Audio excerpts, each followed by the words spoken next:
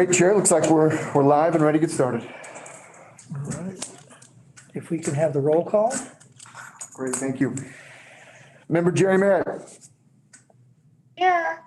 Right. Member Dennis Nylander. Present. Member Rihanna Durrett. Here. And Member Brian Young. Present. And finally, Chair Douglas. Here. Great. Deputy Bollock, can you please confirm that we have complied with the open meeting law requirements? Yes, we have, sir. Thank you. So, Chair, with your approval, we'll get started by introducing agenda item number 1. Public comment. Okay, great. Ms. Bonner, she'll now read into the record all public comment received up until the start time of this meeting. Any public comment received after the start of this meeting will be read into the record at the second public comment period. Ms. Bonner will end each individual reading at the 3-minute mark. And finally, all public comment will be posted online for the public to view immediately following the meeting. So, Ms. Bonner, please proceed. Hi, good morning. For the record, Tiana Bonner, Public Information Officer. We have 2 public comments to read this morning. The first one is from Catherine Hoffman. We represent Zeal Equipment Sales and Services. The purpose of this letter is to provide to the company's supplemental comments on Regulation 12.065, which amplify the previous comments Zeal submitted on January 4th and respond to the discussion at the Nevada Cannabis Compliance Board's workshop on January 19th. Zeal is the leading developer of radio frequency equipment for the reduction of microbial pathogens. The food and cannabis industries across North America, Europe, South America, and Australia utilize RF technology to safely remediate products intended for human consumption or ingestion. Zeal's devices utilize non-ionizing radiation to pasteurize products like almonds, cashews, macadamias, sesame, and chia. This technology has been adapted for cannabis industries to successfully remediate bacterial and fungal pathogens. These devices help cannabis licensees ensure that they are providing a safe product that meets the highest quality standards. Moreover, Zeal technology allows licensees to satisfy these standards through a method that is compatible with the requirements for organic certification. Zeal appreciates the thoughtful discussion led by Dr. Young during the workshop and concurs with Dr. Young's observation that changes to Regulation 12.065 are necessary. Zeal offers these supplemental comments to address some questions and issues raised by Dr. Young during the workshop. Cannabis is not analogous to over-the-counter medications. Federal law requires that food products treated with ionizing radiation like X-rays or gamma rays be labeled with the Radura symbol and include the statement, quote, treated with radiation or treated by irradiation. This labeling requirement promotes consumer awareness because, quote, the ability to reliably differentiate between irradiation and non-irradiated food or ingredients is in the interest of government agencies, food processors, and consumers. The Food and Drug Administration has determined that this labeling requirement does not apply to foods treated with non-ionizing radiation like RF. During the workshop, representatives of RAD Source Technologies argued that these FDA regulations are irrelevant to the cannabis industry because cannabis is not a food. Instead, RAD suggested that the CCB look to FDA regulations governing over-the-counter medications, which do not require Radura labeling. While cannabis is not strictly a food, cannabis is frequently ingested as food and is often labeled similarly to food products. For example, cannabis products are labeled with ingredients, common allergens, as well as information about whether the cannabis is organic, requiring labeling consistent with 21 CFR continues this common sense approach. Over-the-counter drugs, on the other hand, are subject to numerous federal safety and efficacy standards not applicable to either food or cannabis. While the FDA has lifted the Radura labeling requirement for over-the-counter medications that meet these substantial requirements, it notably did not make the same detrimentation for produce.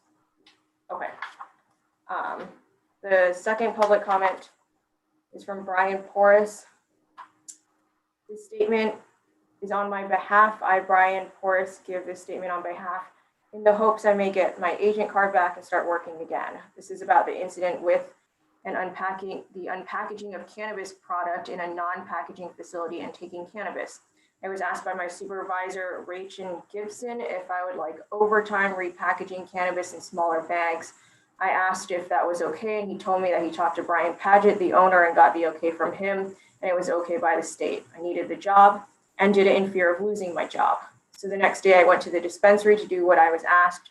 Nomi Derval, the GM of the stores, was there, so I asked her if it was all okay because we were not in a clean room. Nomi looked straight at me and said, if you don't want to do the job you volunteered to do for overtime, then I guess you don't want this job. So I said, okay.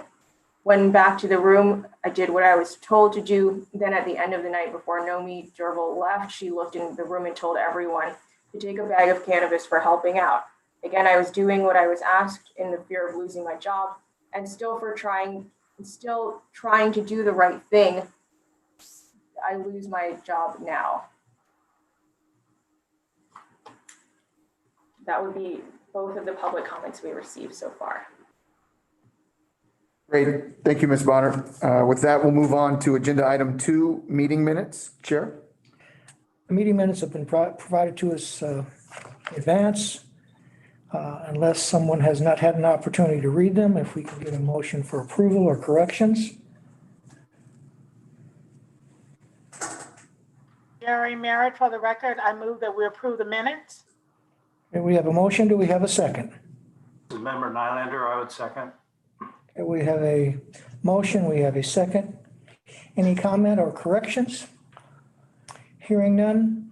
All in favor of acceptance of the minutes, please say aye. Aye. Aye. Motion passes. Great. So moving on to agenda item number 3, this is the briefing to the board regarding the January 19th workshop. This workshop concerned the RAD source petition. Mr. Chairman, you had requested this short briefing, so I will now pass it over to Member Young to give a just brief synopsis and remarks regarding the workshop. Member Young? Great. Thank you, Director Clemens. On January 19th, 2021, the CCB had a workshop regarding NCCR 12.065, which deals with the labeling of cannabis products as it relates to treating with irradiation. RadSource, they're a technology company that uses X-rays for post-harvest decontamination, presented information regarding the efficacy and safety of their technology. RadSource is in favor of eliminating or changing the regulation. Prior to, during, and after, we've received multiple public comments that have offered opinion and information that have been both in favor of changing or eliminating the regulation, but also statements regarding continuing the regulation as it is written. At this time, I am not prepared to make a specific recommendation regarding the regulation. I would, however, like to revisit this topic at the next meeting if that is agreeable with the rest of the board members. Thank you, Member Young. And thank you for chairing this particular workshop on this subject matter. I think your point is well taken, that we need enough time to digest what's been presented to us as the public workshop and these additional comments. We will pass this item to our next meeting for additional information. Great. Thank you. Moving on to agenda item number 4, Chair, members of the board, 4A on the agenda concerns 1 complaint for disciplinary action. Pursuant to NRS 678A-510, the Attorney General has reviewed these violations or this violation and has recommended proceeding with disciplinary action. I'll now present the violation alleged and request the board vote to authorize the service of the complaint for disciplinary action.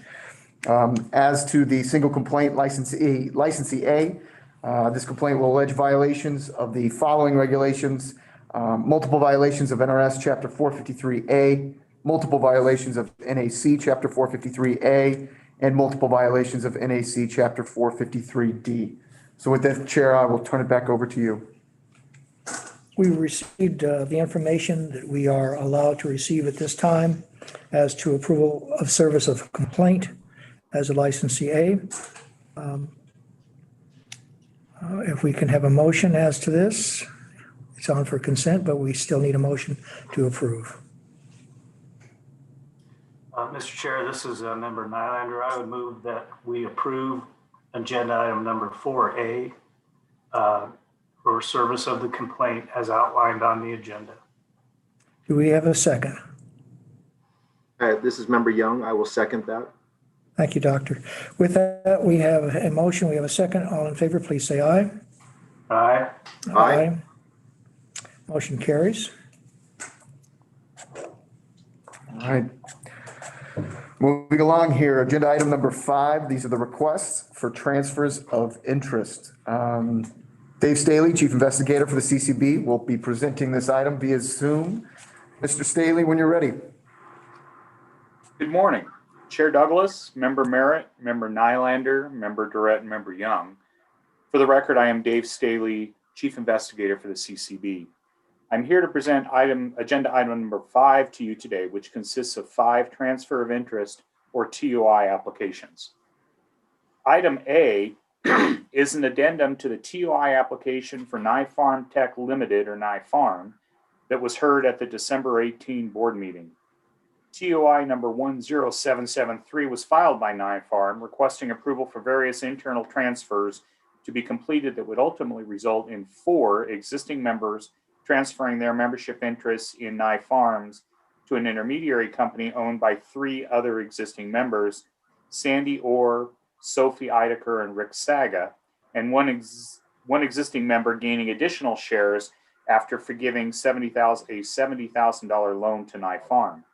After completion of the proposed transactions, Sandy Orr, Sophie Eidecker, and Rick Saga would own 93% of NiFarm through the Healing Center, LLC, and David Brocksterman would own 7% of NiFarm directly.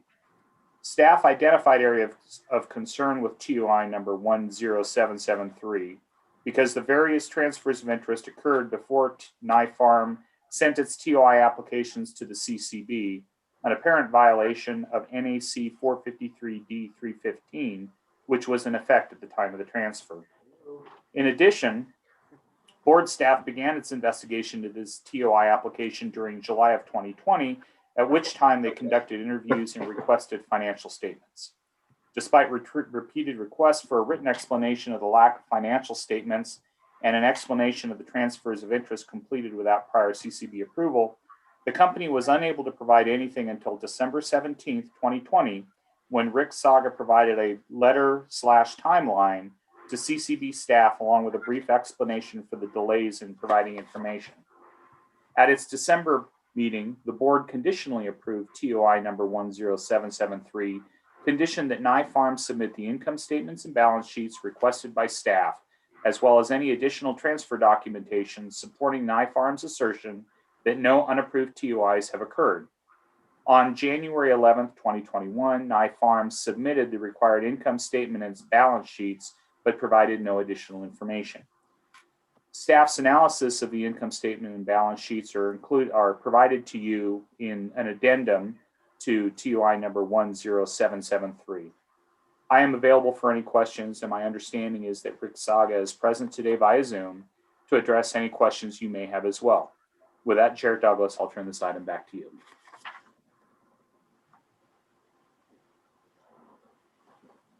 And noting one of. Sorry, it was me. Repeat.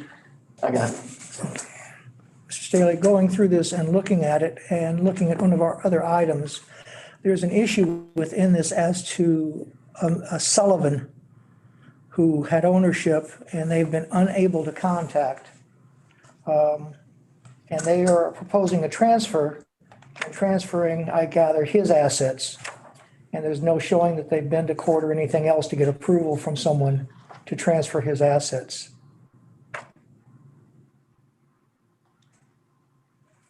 I'm sorry that I missed the first part of that, Chair Douglas. Okay, there's a Mr. Duckmice Sullivan, and they've lost contact with him.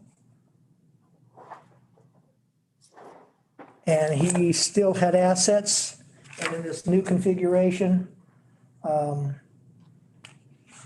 I guess they don't really have approval to transfer his assets, so I'm wondering how that plays in. Because I guess one of our next ones up, 2 or 3 down, they had gone to court for someone who was unavailable to have their particular percentage transferred. I believe that, excuse me, I believe that the that Nye Farm Tech is moving forward on the transfer of Sullivan's ownership pursuant to their articles of incorporation or the articles of incorporation for the company. So the way that the company is set up, it provides an opportunity for them to handle a situation such as that. I would defer to Mr. Saga on specifically how they're going to be handling that change. All right, thank you. Before we hear from Mr. Saga, do any other commission members have questions?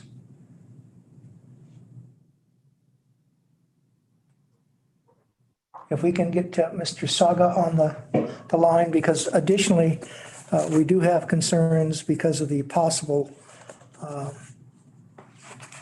missteps in this process and whether or not any penalties should be assessed. So I'd like to hear from Mr. Saga at this point. Amber, please unmute Mr. Saga. Mr. Saga, can you hear us? Or his representative.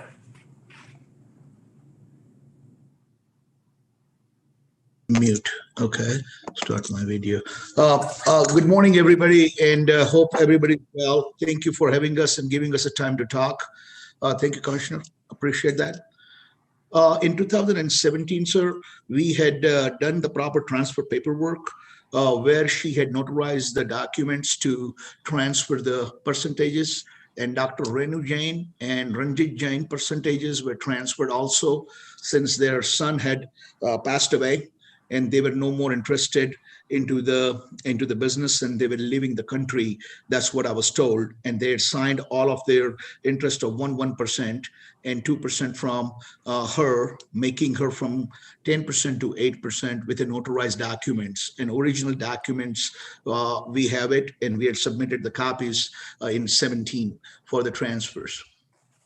And this is a internal transfer that was agreed upon by her and by the Dr. Jain and Renu Jain because of their unfortunate circumstances that they were not ready to participate.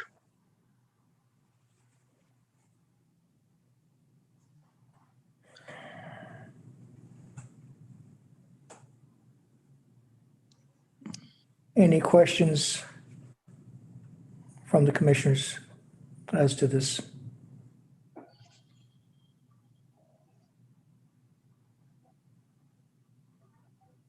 All right, thank you. Thank you, sir. Comments, discussion, recommendations from the commission? Mr. Chairman, this is Member Nylander. I have a question for Mr. Staley. Are you satisfied, Mr. Staley, that they have complied with the requests we made at the last meeting? Member Nylander, yes, they did submit the income statements and balance sheets that we had requested. They did not provide any additional information supporting their assertion that unapproved TOIs did not occur as part of that submission. I believe at the December board meeting, we requested that they submit the financials that we had asked, as well as any additional information that would support their assertion that the unapproved TOIs had not occurred. We did receive the financials. We were able to review those, but that was the extent of the information that was provided to us. So in terms of the financials, that's been at least tied up to the extent it can be, but we still don't have an explanation as to why the TOI appears to have occurred without approval. Yes, sir, that is correct.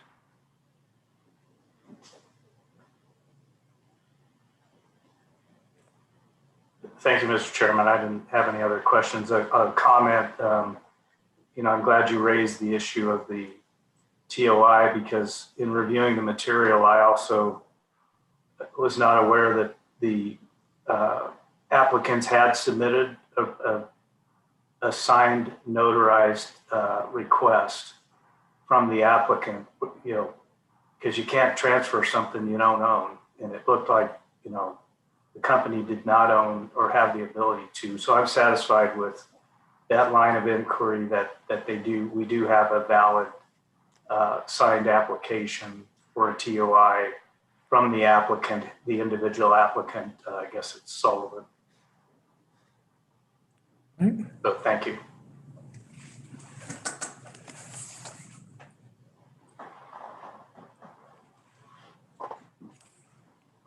We have a number of considerations we can review in terms of taking action as to this request. We can grant, we can not grant because we're still not satisfied. We can, if we are comfortable that there are violations, and we can also grant with stipulated agreement as to disciplinary action or refer out. So I guess the question is, what is the pleasure of the commission at this time?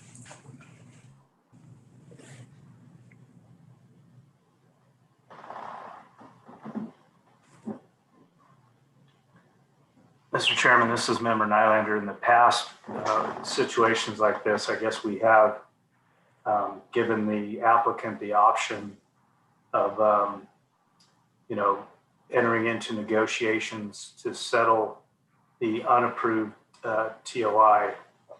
And so my thought on this one, it's been kind of a mess, but again, I want us to be able to move forward and some of these matters that are fairly old. So I'm leaning towards, maybe not approving the TOI, but having the applicant negotiate with the Attorney General's office to come to some kind of stipulated agreement as to resolving the unapproved TOI, and then have it come back in front of us together. So it would be a TOI with a stipulated settlement. And that's just kind of the way I'm leaning on this. And I guess for Mr. Staley, maybe to help me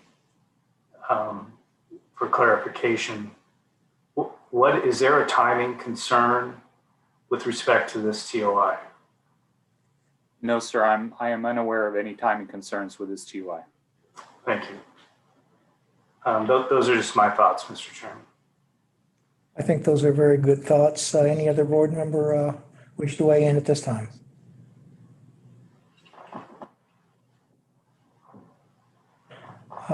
In that case, I will second the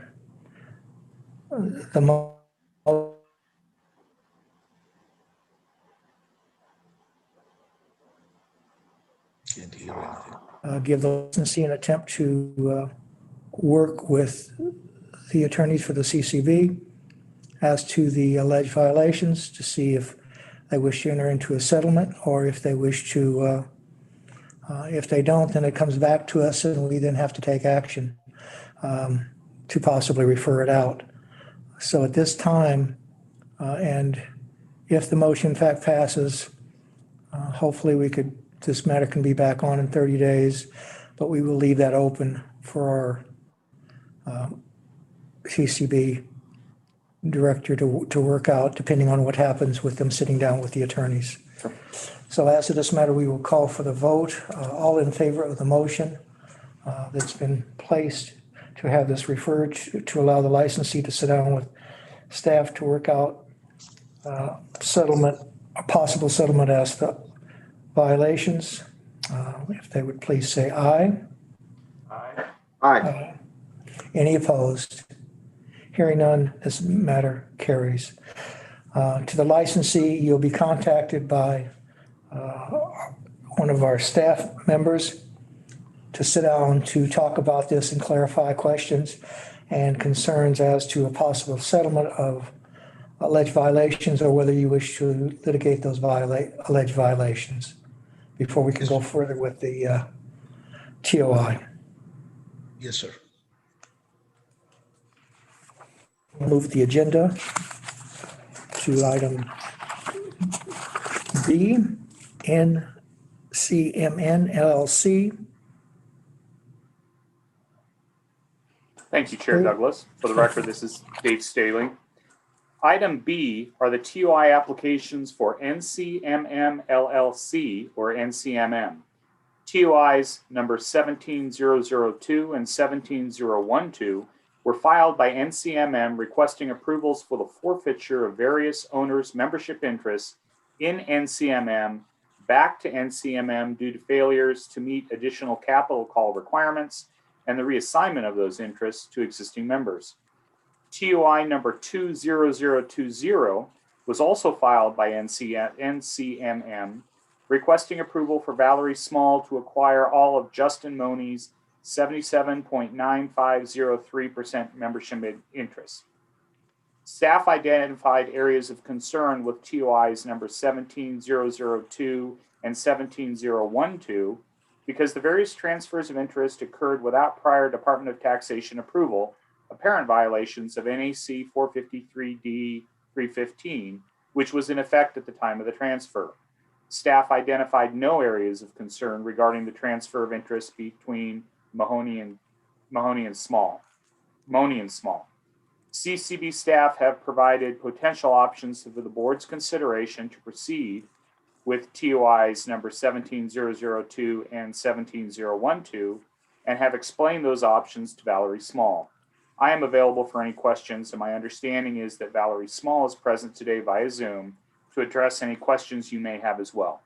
With that, Chair Douglas, I'll turn this item back to you. Thank you. Before we hear from the applicant or the representative, questions by any of the commission members?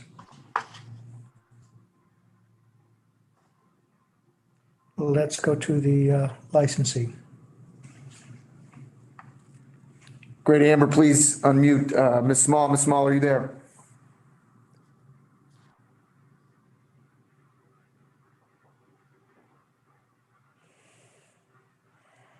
Good morning. Good morning, board members. I am Michael Becker, counsel on behalf of NCMM. And I know Ms. Small is also present via telephone and is happy to answer any question that the board has. What I would indicate is the following, that NCMM was kind of placed into a bit of a predicament because they have an operating agreement which they're bound to adhere to. And there was a cash call, and for example, one of the parties, Black Diamond, did not contribute to the cash call. In fact, Black Diamond had kind of disappeared on the group. Its member had resigned from the board in January of 2016, and they had to, in order to take action, they were forced into to take legal action to enforce the operating agreement. So this presents a bit of a conundrum where they were required to take legal action to enforce the operating agreement, and as a result of the legal action, they did receive there was a default judgment issued against Black Diamond, and so they operated in good faith at all times according to what they believe to be their obligations under the operating agreement. I'll also note, with regard to the transfer on Jason Burke, there was a notice of transfer of interest that was presented to the state of Nevada Department of Taxation back in 2018, which I believe the board also has a copy of. And, interestingly, understanding that there are specific requirements under NRS 453, I do think that the document itself, called a notice of transfer of interest as opposed to a notice of proposed transfer, lends itself to some confusion. In sum, I would simply state that NCMM was acting in good faith at all times. There were some legal challenges that they faced, and they tried their best to navigate through a new industry and new regulations. And to that extent, I am asking the board to consider granting the transfers of ownership based on the fact that NCMM was acting in good faith. And we are prepared to answer questions either directed towards myself or Ms. Small, who is present. Questions by commission members?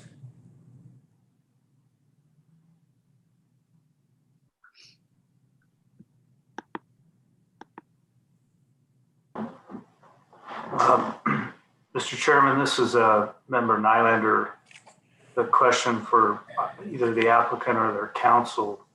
At the time the transfer was made, were you aware that the statutes and regulations required prior approval? Council board member Michael Becker, and I'll allow Ms. Small to answer as well, but I was not counsel at that time, so I will defer to Ms. Small. Thank you. Good morning, Ms. Small. Yeah, yes, sir. Hi, how are you? Good. How are you? Good. I'm good.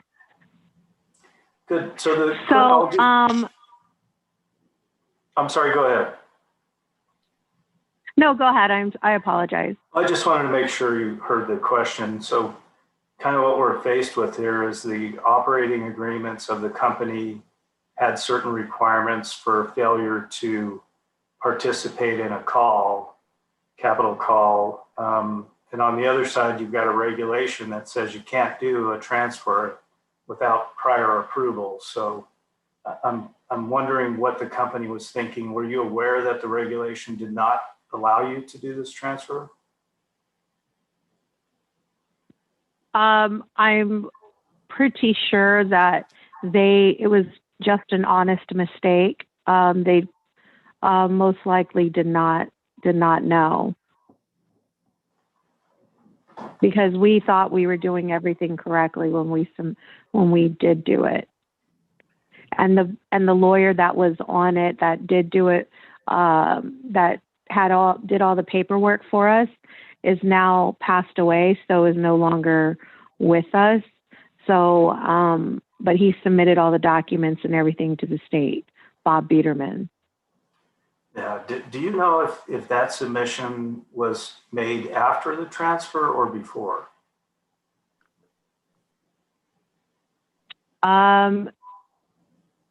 From what I was told from Bob Biederman before he had passed, that the transfer was done after everything, that they thought that everything was done correctly,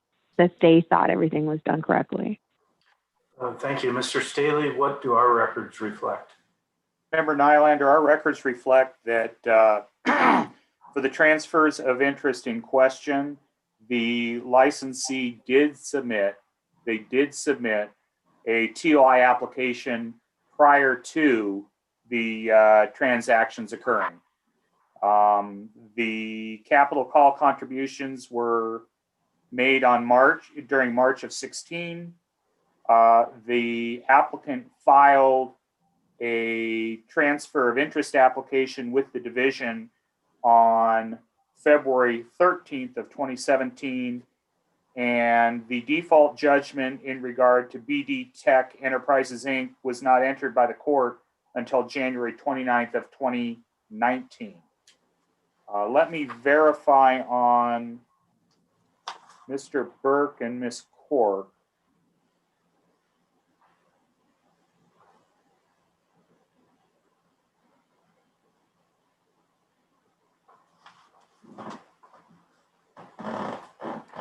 That for BD Tech Enterprises, clearly there was an application filed before the transfer occurred. With Jason Burke and Cheryl Cork, it appears that the transfers occurred before the applications were filed, but I do not have definitive information in my report proving that. Okay, thank you, Mr. Staley. Can I say this? I do know for a fact that that we did submit everything for the Black Diamond correctly. The others, I'll be very frank, I don't recall if they did Cheryl Cork and Jason Burke properly. So I just want to just make a statement to that. Thank you, Ms. Small. I appreciate your responses. Mr. Staley, is there anything in our records that indicate why this thing sat around for, I understand this was before the moratorium. back in 2016. But do we have was there any sort of, anything in the records that shows why there was a delay in handling this matter? Yes, Member Nylander. I believe that the delay occurred because the litigation regarding BD Tech Enterprises was ongoing. The application was filed in February of 2017, but the court did not confirm that the shares could be transferred until January of 2019. At the time that the court did make its decision, we were it was getting close to the moratorium time period, and I believe that's what caused the delay. One, staff was waiting on all of the transfers for the final default judgment by the court, and then at that time, we started getting into the some of the issues that led to the extended review period. Great, thank you for that. That makes sense to me. I didn't have any further questions, Mr. Chairman. Anyone else have additional questions? I don't have a question, but if you want feedback from the members, I think there's a lot of mitigating factors in this case, but that these licensees have an affirmative duty to follow up on what's going on with their licenses. So I would support a small fine or a smaller fine than if there weren't those mitigating factors. Whether that's offered by us or negotiated by the AG.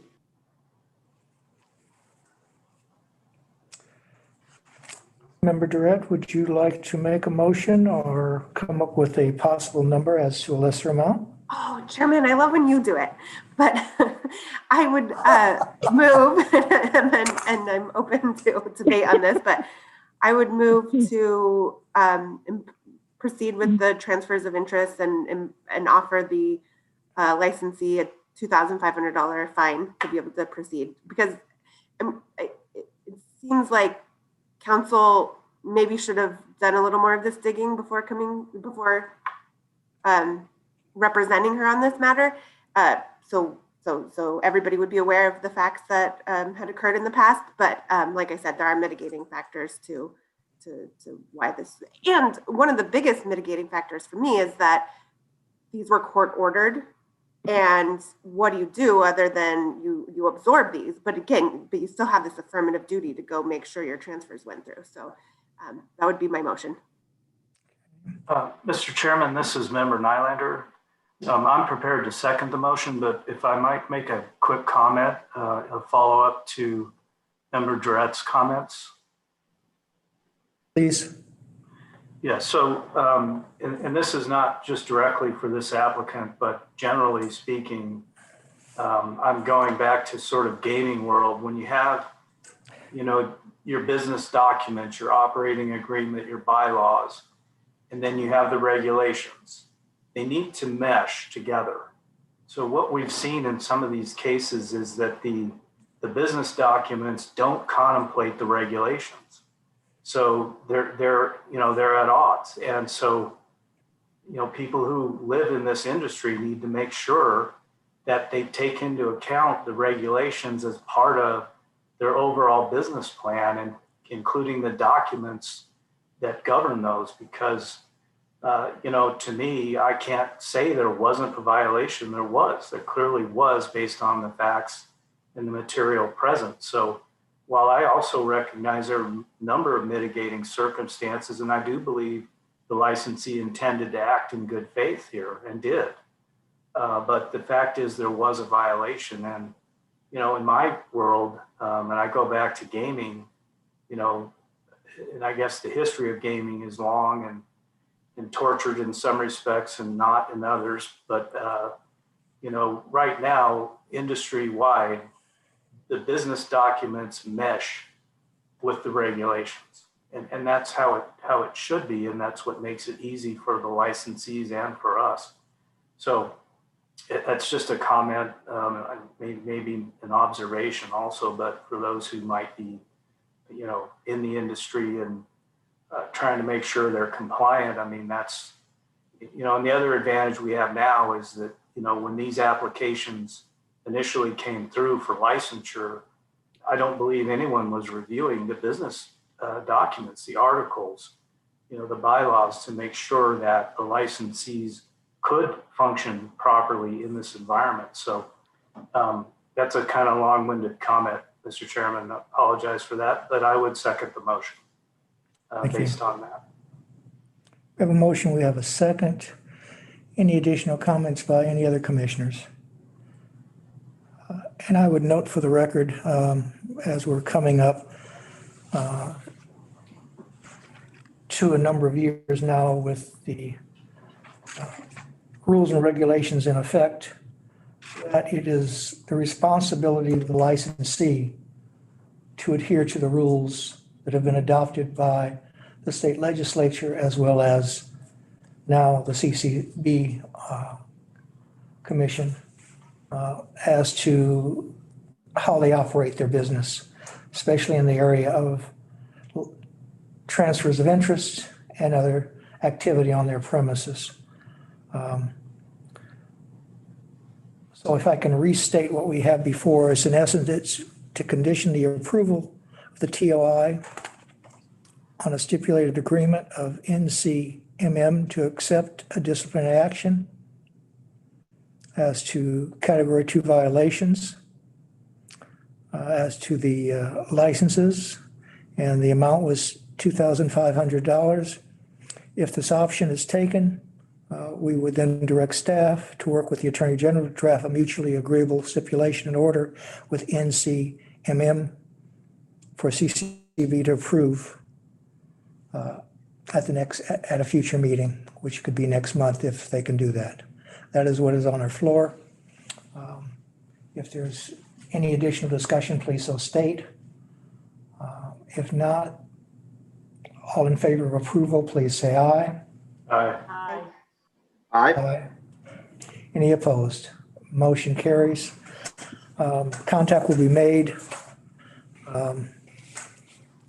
to see if a stipulation can be worked out to resolve this matter so we can get the TOI approved. Chairman, may I make a comment? Yes. Just that I would echo what you and Member Nylander said and say that from my own personal experience, I've seen plenty of licensees who live and die by the rules, and that's what the other licensees need to emulate. For those that are out there operating on an island, like it's not a privileged license, eventually that may catch up to them. Thank you. All right. Thank you, guys. I appreciate it. Thank you. We will move the agenda. That takes us to item C. Mr. Chairman, David Staley for the record. Item C is TOI application for CPCM Holdings LLC or CPCM. TOI number 20019 requests approval for an existing shareholder, Philip Peckman, to reorganize existing and individual membership for tax, estate planning, and liability protection reasons. His individual membership will not change in any way, but membership will be partially held through a new entity, the PCP Legacy Trust, created by Peckman as a pass-through or intermediary entity. CPCM has also requested a waiver of NCCR 5.110 pursuant to NCCR 5.125 for Julie Murray, who holds 1.41% of CPCM. CPCM has adequately addressed the items required in NCCR 5.125 to allow the board to approve such waiver, and staff has identified no areas of concern with this application. NCCR 5.1252 provides that any waiver approved by the board is valid for a time specified by the board at its discretion. Staff suggests that if approved, the board limit the waiver to expire on such agenda date as CPCM's next TOI application is heard. I am available for any questions, and my understanding is that Amanda Connor is present today via Zoom to address any questions you may have as well. With that, Chair Douglas, I'll turn this item back to you. Thank you. This particular item has no areas of concern that have been posited. Do we have any questions or concerns that any board member wishes to raise with Mr. Staley or to Ms. Connor?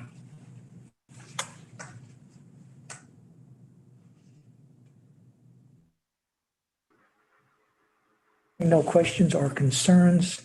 Ms. Connor, if you wish to make any statement, please do so. If not, we would move to go forward with this matter.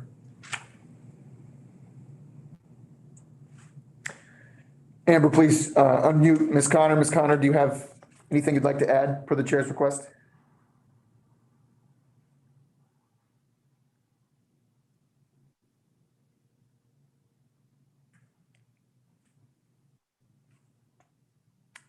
Ms. Connor, can you hear us?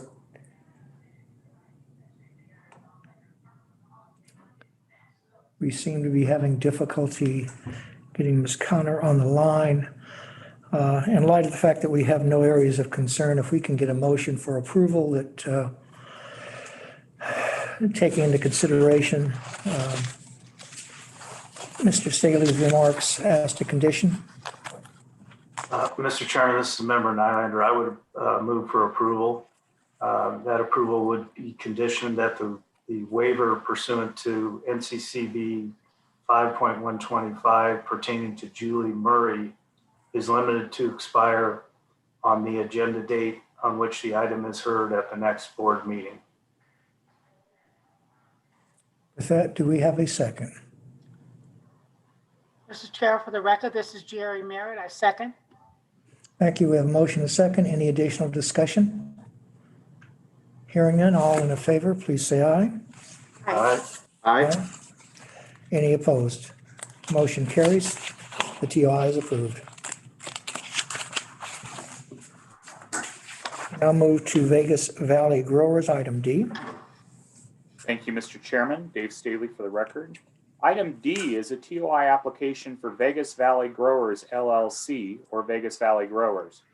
TOI number 18016 requests approval for existing shareholders Laura Ciasa Di Battista and James Ciasa to sell a portion of their membership to new investors, John DeSanto and Claudio Ciasa. Vegas Valley Growers has also requested a waiver of NCCR 5.110 pursuant to NCCR 5.125. Vegas Valley Growers has adequately addressed the items required in NCCR 5.125 to allow the board to approve such waiver. Staff identified no areas of concern with this application. NCCR 5.125 provides that any such waiver approved by the board is valid at a time specified by the board at its discretion. Staff suggests that if approved, the board limit the waiver to expire on such agenda date as Vegas Valley Growers' next TOI application is heard. I am available for any questions, and my understanding is that Michael Quebman is present today via Zoom to address any questions you may have as well. With that, Chair Douglas, I will turn this item back to you. And again, I would note as this item, we have had no areas of concern. With that, questions, concerns by the board members for Mr. Staley or the licensee? If we have none, if we can get a motion to go forward.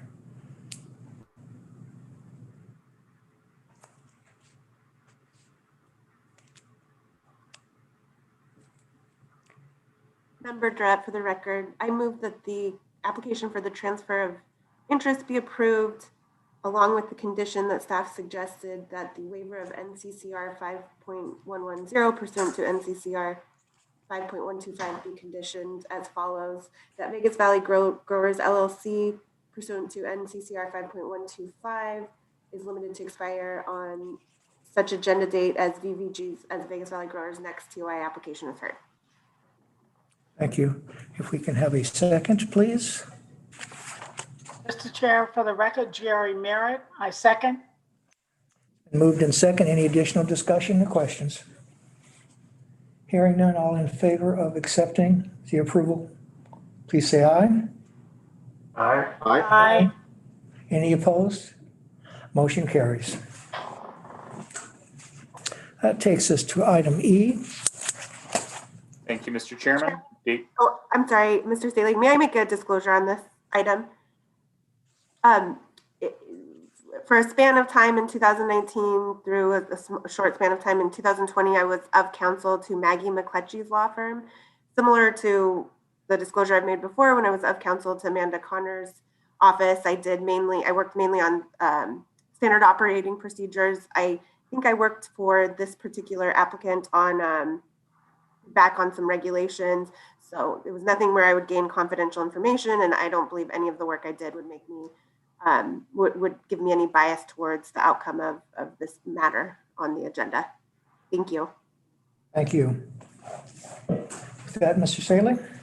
Yes, sir. Item E is the TOI application for Green Mart of Nevada NLV LLC, or Green Mart, and Ianthus Capital Holdings Inc., or Ianthus. TOI number 19034 was filed by Green Mart requesting approval for Ianthus to acquire Green Mart and its Nevada cannabis licenses. In addition, Ianthus is in the final stages of a recapitalization under the British Columbia Business Corporations Act. Pursuant to a court-approved restructuring agreement, Ianthus's secured and unsecured creditors will acquire over 97% ownership of Ianthus. Ianthus has amended TOI number 19034 to request prior approval of its acquisition by its creditors. In addition, Ianthus has requested waivers pursuant to NCCR 5.112 and 5.125 of the requirements of NCCR 5.110 regarding a review of all owners. The companies have adequately addressed the items required in NCCR 5.112 and 5.125 to allow the board to approve such waivers. Staff suggests that if approved, the board limit Ianthus's 5.112 and 5.125 waivers to expire on such agenda date as Ianthus' next TOI application is heard. Staff did identify an area of concern with TOI 19034 because Ianthus completed the acquisition of Green Mart on February 5th of 2019, 2 months before it filed TOI number 19034, which it did on April 16th of 2019, an apparent violation of NAC 453D 315. There are no areas of concern regarding the proposed acquisition of Ianthus by its creditors. CCB staff have provided potential options for the board's consideration to proceed with TOI 19034 and have explained those options to Ianthus counsel and have included Ianthus's response in the investigative report. I am available for any questions, and it's my understanding that Margaret McCletchy and Andrew Ryan are present today via Zoom to address any questions you may have as well. With that, Chair Douglas, I'll turn this item back to you. Thank you. Before I ask the board, the commission for their questions, we'd like to hear from Ianthus because they filed a response as to the possible violations. Great. Amber, please unmute Ms. McCletchy and Mr. Ryan. And Ms. McCletchy, Mr. Ryan, please announce yourself if you are unmuted. Good morning. This is Maggie McCletchy for Green Mart of Nevada. And I believe on the line we do have Andrew Ryan and as well as Aaron McCarthy, who are both general counsel and associate counsel for Ianthus Holdings. And they are available to answer any specific questions. Green Mart of Nevada NLV LLC and Ianthus Capital Holdings Inc. both recognize the importance of seeking and obtaining advance approval for transfers and regret not filing this transfer earlier. Both entities highly value compliance, which is central not only to how Green Mart operates in Nevada, but also how Ianthus manages its operations in other states. Here, I do think there are a number of mitigating factors for the timing of the transfer application. First, there was some lack of clarity regarding how these transfers up the chain should work at the time that the transfer application was submitted and when the transaction was entered. MPX owned CGX, which owns to this day 99% of Green Mart. 1% is held by Ms. Stabola unless and until this transfer is approved. On November 8th of 2017, approval was obtained for the ownership by MPX and CGX. The transfer application that was submitted on April of 2019 was for a merger between MPX and Ianthus. MPX ceased to exist separately and became part of Ianthus. Key leadership stayed in place after the merger, both at MPX and Ianthus. CGX remained the direct 99% owner of Greenmart, and Ms. Stavola remained and remains the 1% owner unless and until this transfer was approved. There was previously, as I mentioned, a lack of clarity with regard to how such mergers up the chain in ownership were to be treated. I really appreciated the opportunity to work with Mr. Staley and the CCB on this transfer, and I frankly appreciate the efforts at the CCB to increase both clarity and transparency that I think will benefit the public and the industry going forward, as well as regulatory attorneys representing cannabis businesses in Nevada. While the merger was announced before April of 2019, I also want to point out that all press releases and public communications have always properly reflected and recognized that the merger was not fully effective unless and until approval from the state of Nevada was obtained. We have consistently, Ianthus and Greenmart have consistently communicated that to the public.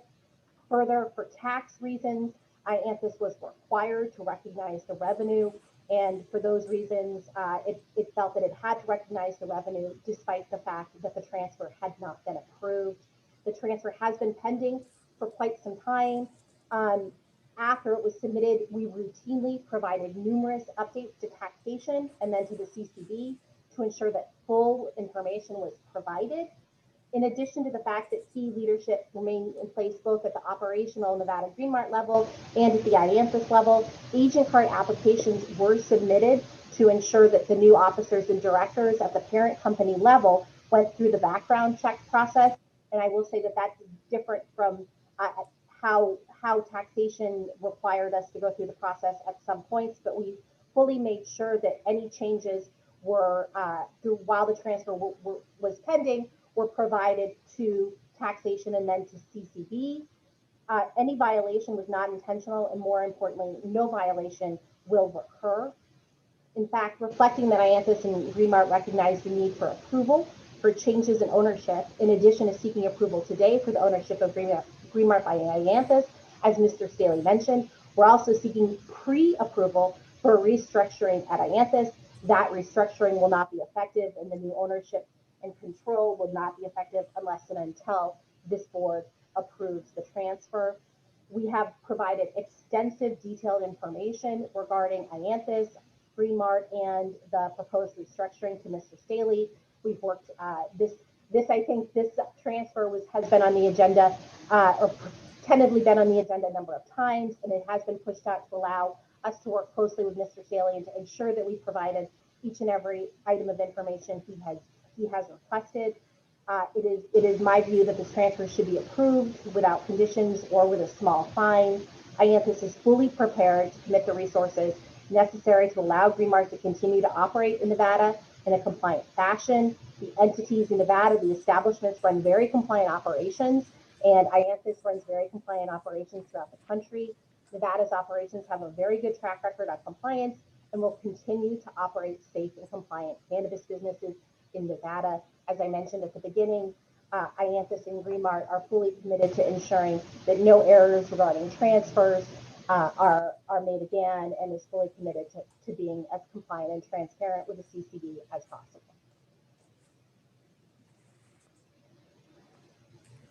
I appreciate the statement. I guess the question I have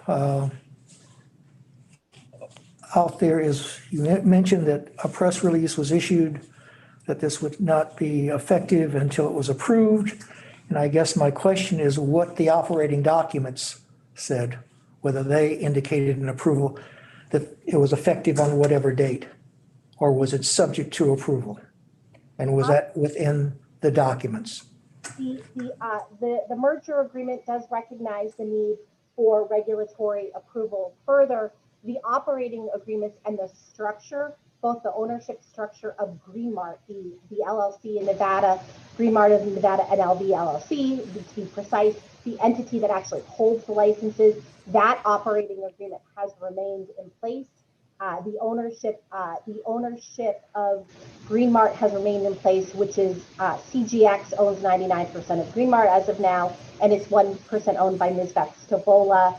Up the chain is where the change occurred, and that's in the parent company that was approved to own CGX, and that was originally MPX, while MPX and what occurred between MPX and Ianthus was a merger of those two entities. So the operating documents and the day-to-day operations of Greenmart have continued to reflect the current ownership, and that structure, both the operational and operating agreement structure, has remained in place. My specific question is whether or not the document reflected that this would not be effective until approved. If those magic words were in there someplace, and whether or not our staff can verify that.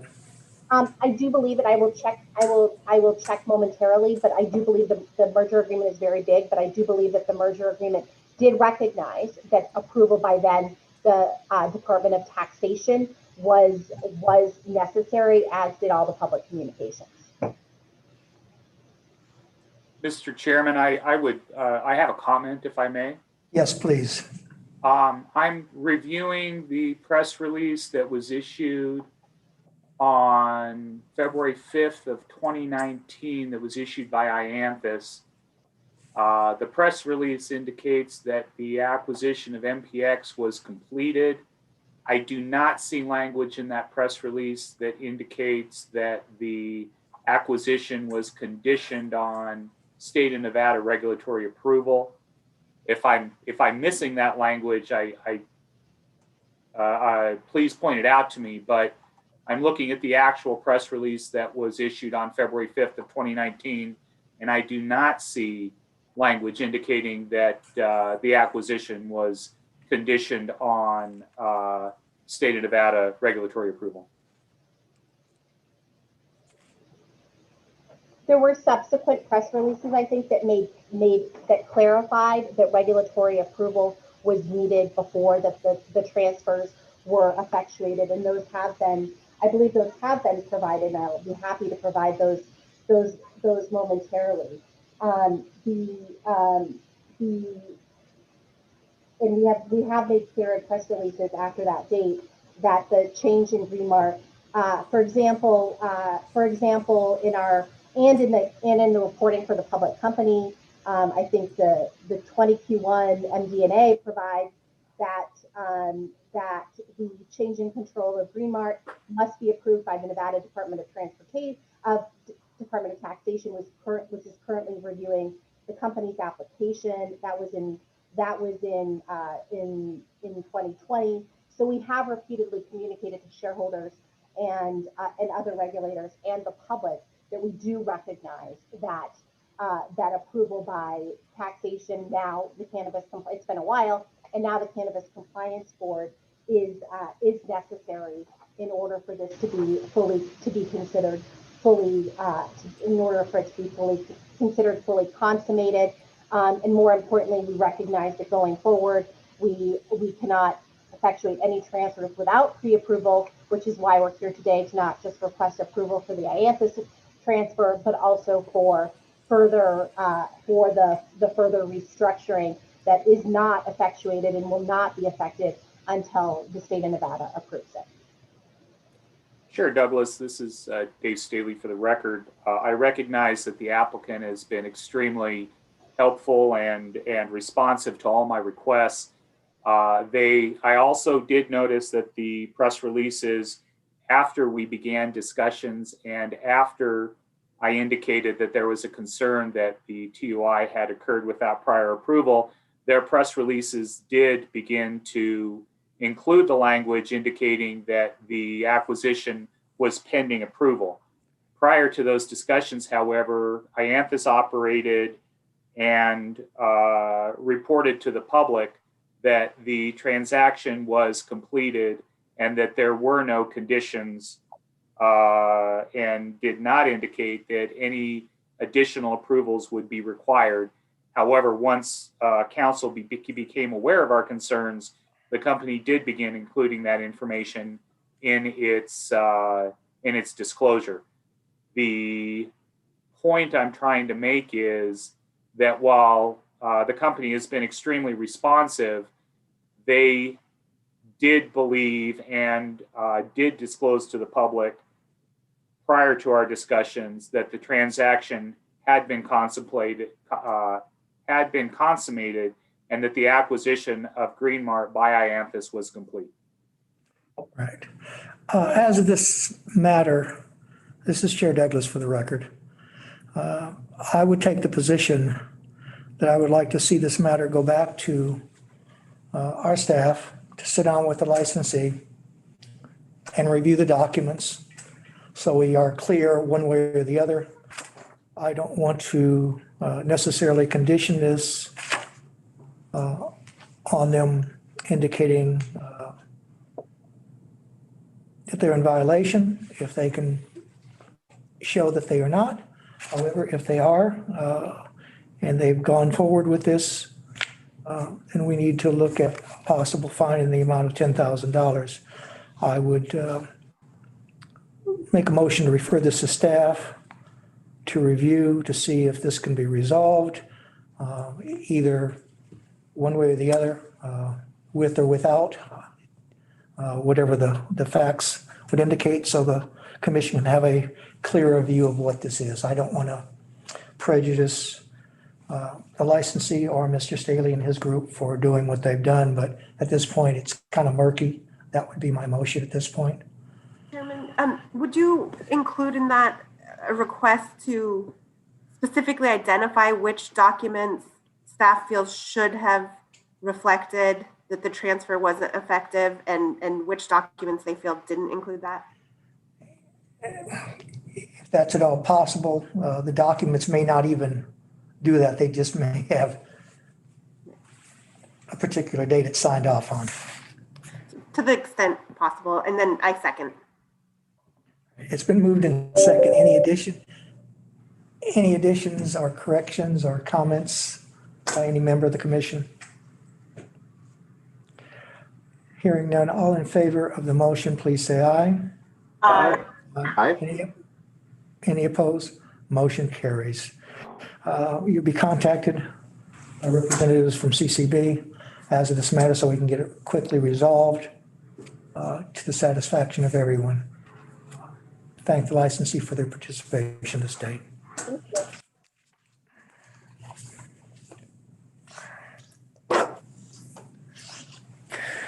Great, that concludes agenda item number 5, the request for transfers of interest. And now we will move on to agenda item 6. Chair, members of the board, I will ask Chief Staley again to present this management agreement.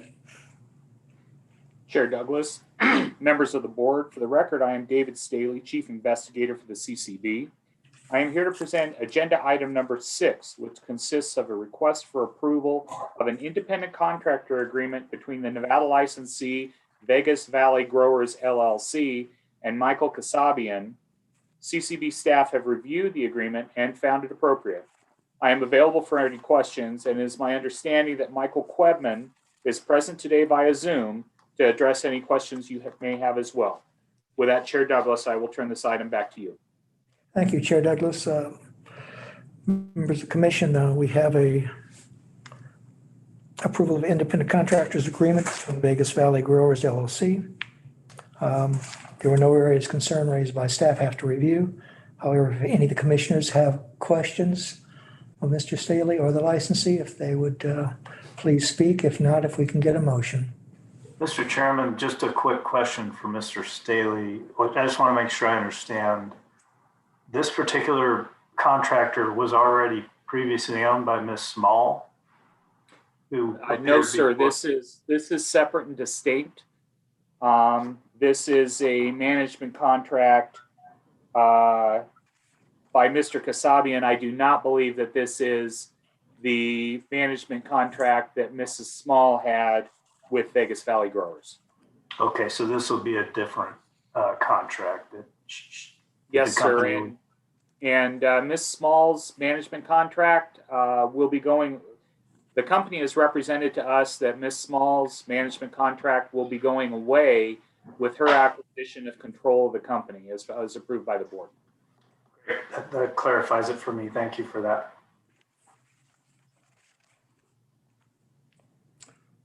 All right, if there any additional questions, if not, if we can have a motion.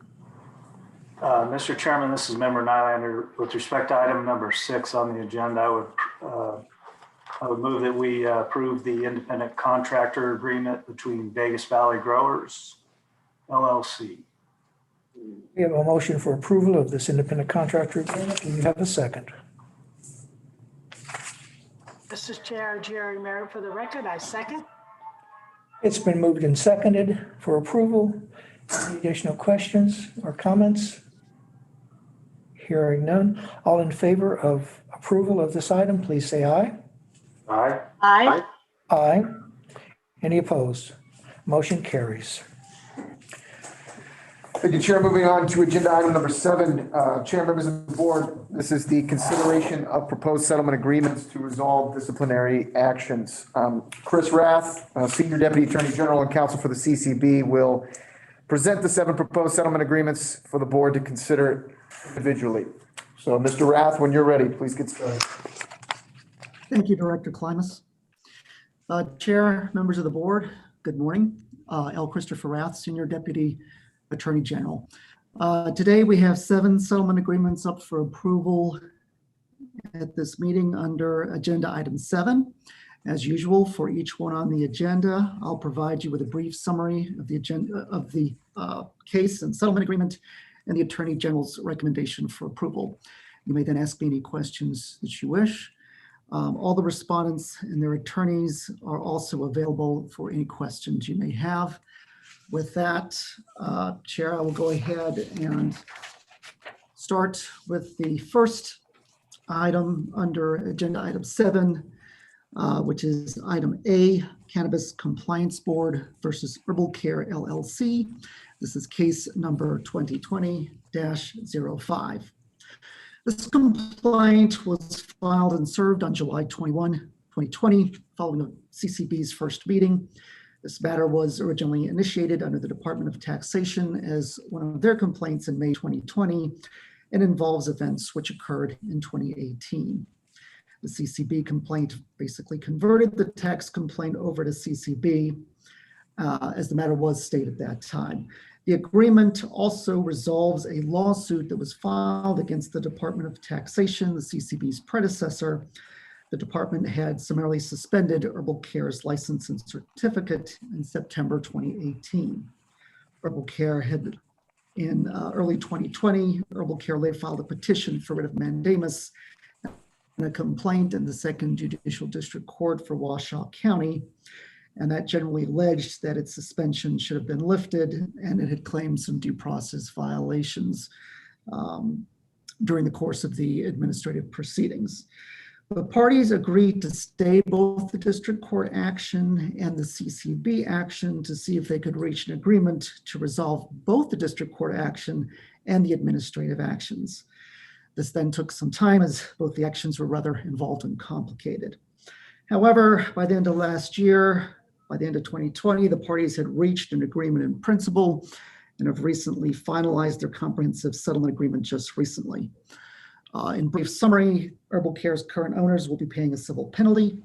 They will no longer be operating a cannabis facility, and they are permitted to sell their license and certificate within a specific time as outlined in the settlement agreement before you. They will not be allowed to reapply for agent cards or apply to hold an ownership interest in the Herbal Care establishment until at least January of 2027, and then would need CCB approval at that time. Herbal Care will not operate as a cannabis establishment until after new owners have been approved and the sale is completed, as is more detailed in the settlement agreement before you. The CCB complaint originally alleged a number of violations, including violations of seed-to-sale tracking requirements, employees without valid agent cards in their possession, providing the department inaccurate information, improper destruction of product, and facility disrepair issues. As part of the settlement agreement to resolve all matters, respondent admitted to a Category 1 violation, 2 Category 2 violations, 2 Category 3 violations, and 7 Category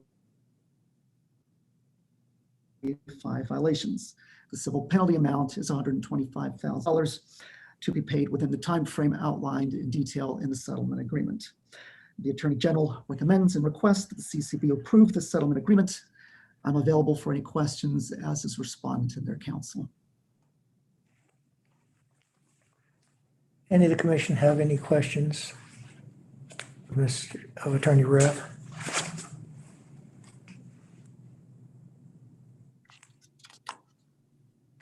And as to this matter, if either Mr. Humphreys or Mr. Gilbert wishes to make any statement, please do so. If not, we will move the matter forward.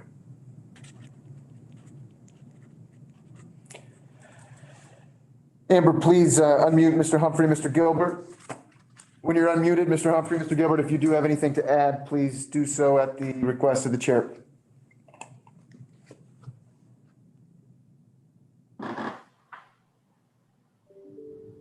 Sorry about that little technical pause there.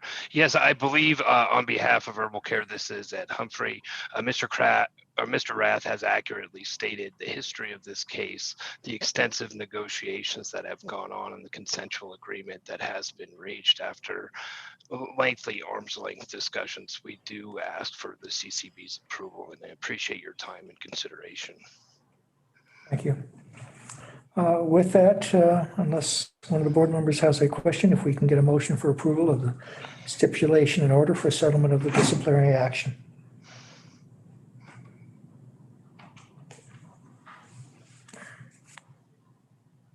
Mr. Chairman, this is Board Member Nylander.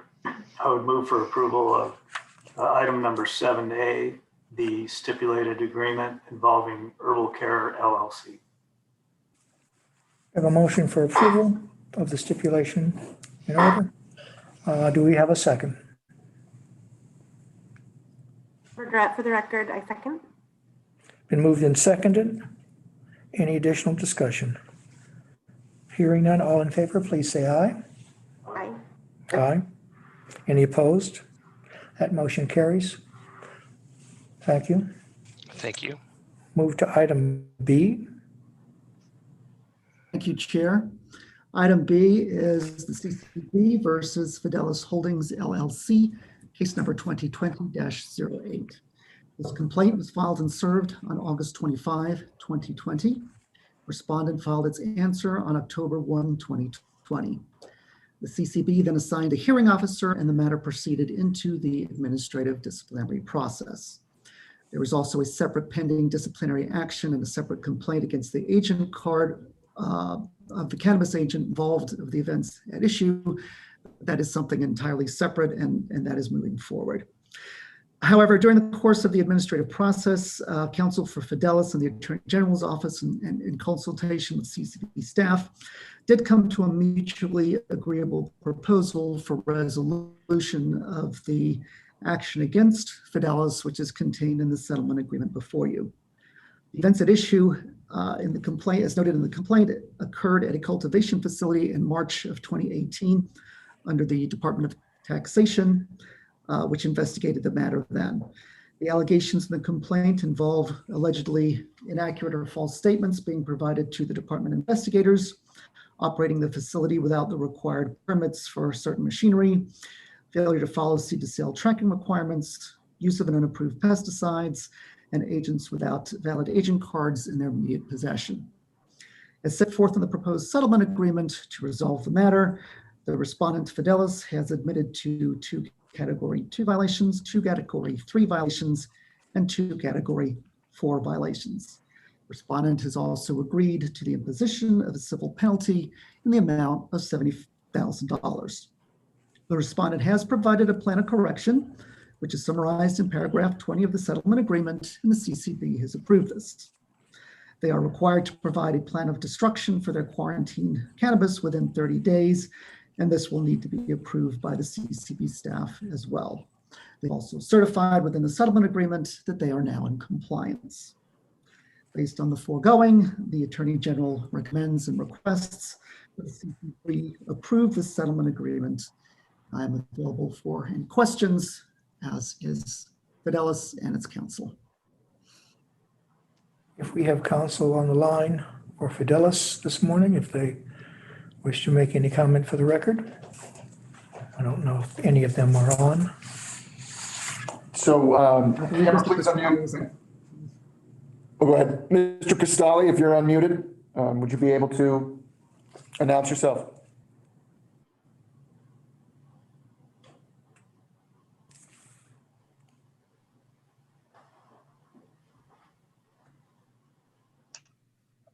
Do we have any representation? Yes, Director Klimas, can you hear me? We can, thank you. Good morning, Chairman. Good morning, members of the board. I appreciate the opportunity to attend today's agenda. As it relates to the representations by Mr. Rath in regard to the settlement, first of all, I appreciate the time and effort by the Attorney General's office and Mr. Rath specifically with regard to this matter and being able to present all the facts and evidence and ultimately coming to a fair resolution and conclusion as it relates to the case and also as it relates to the settlement agreement that we have worked so diligently to come to. I agree with all the representations that Attorney General Rath has identified to the board, and we recommend and ask that the board adopt the settlement agreement as proposed. Thank you, Mr. Cristalli. With that, unless if there's any questions, we can have a motion for approval, please.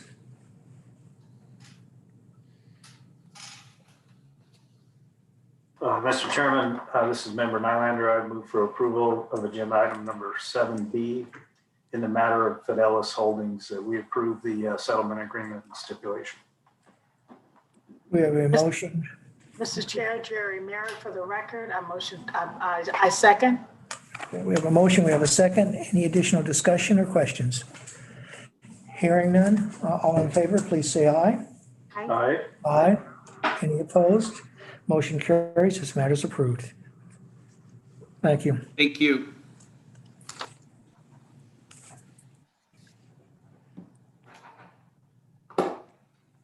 We move to the Porras matter, item C. Thank you, Chair Douglas. The next item, item C, is the CCB versus Brian Porras, case number 2020-15. This is a disciplinary action seeking revocation of an agent card and a $1,250 civil penalty. The complaint was served on August 25, 2020. We've had similar complaints and settlement agreements on this particular issue. It involves two key allegations. The first allegation is that on February 21, 2019, the respondent was working at a dispensary when he was only authorized to work at a production facility. Second, there was video footage from that day that revealed that respondent had diverted marijuana by surreptitiously placing cannabis flower into his pocket, which is by itself a revocable offense. The respondent, who was not represented by counsel, decided he wanted to resolve the matter and negotiated with CCB and counsel to reach an agreement to settle this case. Respondent was advised on several occasions by both of the attorney generals working on the case that he did have the right to seek counsel to represent him and to review the settlement agreement. The Attorney General's office, in consultation with CCB staff, came to a mutually agreeable proposal for resolution of this matter, which is embodied in the settlement agreement before you. As set forth in the proposed settlement agreement to resolve this matter, respondent admitted to one violation of NAC 453D 365 subsection 3A, which is the diversion of marijuana to a person who is not authorized by law to receive it. As this is a revocable offense, respondent agreed to revocation of his cannabis establishment agent card for a period of 4 years from the date the CCB approves the settlement agreement. Respondent also agreed to pay the $1,250 civil penalty fine within 4 years. If respondent does not pay the civil penalty within the required 4 years, then the revocation period will be 9 years and 11 months. At the end of the revocation period, whichever one applies, respondent may apply to reinstate his cannabis establishment agent cards pursuant to NCCR 4.030 subsection B. The CCB would need to approve that under NCCR 4.100, which goes through the list that's required of the licensee to reinstate his agent card and includes a required form for the licensee to fill out. Also, this is the same compromise that other cannabis agents involved in the February 21, 2019 incidents have accepted and the CCB has approved. I know that Mr. Porras has submitted some public comment at the commencement of this meeting, and I can address that briefly or in more detail if you would like. I would initially comment that the respondent did waive his right to a hearing in the settlement agreement, so the CCB really cannot consider or evaluate any further evidence at this point. Regardless, the public comment appears to merely address the allegation in the complaint that it was not authorized to work at the subject facility. I would note that the respondent did not admit to that particular violation in the settlement agreement and only admitted to the diversion of marijuana or cannabis allegation, which was the one that was caught on video. So I would contend that the public comment is actually irrelevant, and the respondent should be held to the agreement in the settlement agreement that he signed. And I'd note that the settlement agreement Mr. Porras signed, he signed on December 21, 2020. Accordingly, the Attorney General recommends and requests that the settlement agreement is written and signed by respondent be approved and accepted by the board. I'm available for any questions, and I believe respondent is also available as well. Thank you. If Mr. Porras is on the line, if we can have him, if he wishes to make any comment. We did receive his written comment, but if he wishes to make any comment as to this specific settlement agreement. So Mr. Porras, when you're unmuted, if you would like to add anything additional to your public comment for the chair's request, you may do so at this time.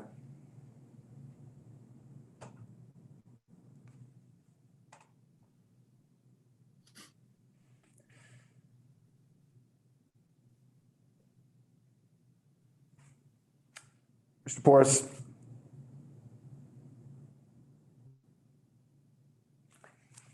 We will move the agenda at this time. I was just trying to say that, sorry, my phone was blocking on me. It's okay, thank you. I was just trying to do as I was told so I wouldn't lose my job, and therefore doing as I was told and instructed and getting the okay from my supervisors, I was still lost my job, and that's basically where I'm at. I'm a disabled veteran, so it is kind of hard for me to find a job, and the job I did have with Planet 13 worked with me, and they knew I was a disabled veteran, so it was a beneficial, ideal job for me. So now that I don't have my agent card, and when places find out that I am disabled, it's very hard for me to find a job, especially in this time and phase in the world right now. So with my agent card being taken away from me, I am stuck on a small amount of money I get once a month, and I live paycheck to paycheck.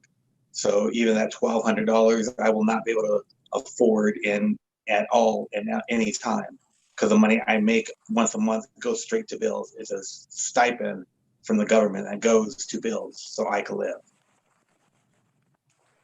Porras, you signed an agreement, and as was indicated by counsel this morning, which differs somewhat from what your public comment was, your written form, as being told what to do. And as counsel, and I tried talking to counsel, and I tried telling them, and they're like, well, the matter's so brand new, no one wants to touch it. I even tried talking to my old supervisor, Riken, and he was like, I don't want to do it because I'm opening an edible line and I don't want to get in trouble. I'm like, all I need is. Mr. Porras, you put us in a difficult spot this morning. Either we can accept this or this matter can go to hearing if you're indicating that what you've signed. Is a statement from you stating that I was. Porras, you seem to be cutting in and out. I mean, this is all your call, gentlemen. I mean, this happened so long ago. I got my agent card many times before that. After that, it's just odd that all of a sudden 2 years after, it's like you can't have your agent card no more. Why wasn't this brought up to me when it happened 2 years prior? I mean, this has put a wrench in my life this entire time. I mean, I have nothing now. I'm on the verge of losing my home.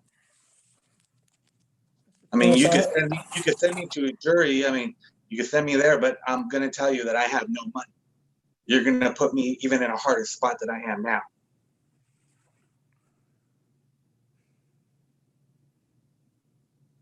Well, the question I have for you is very simple. Either you're indicating that you agree with the stipulation and order for settlement you signed on, or you're withdrawing that and this matter needs to go to hearing. It's one or the other. If you're withdrawing it, fine, we'll ask counsel to take this to hearing. If you're not withdrawing, then I would ask our commission to accept this stipulation and order. But I want you to make a statement for the record so we understand what we are in fact approving. You are not forced to do one or the other, but this has consequences, sir.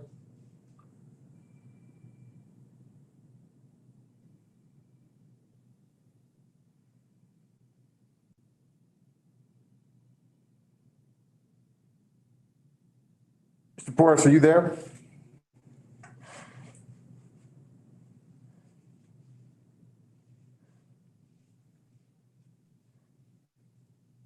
I thought so. I'm going to get. Looks like we may have lost Mr. Porras.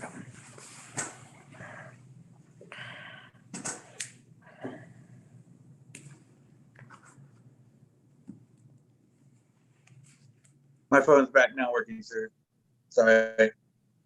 So yeah, you could, yeah.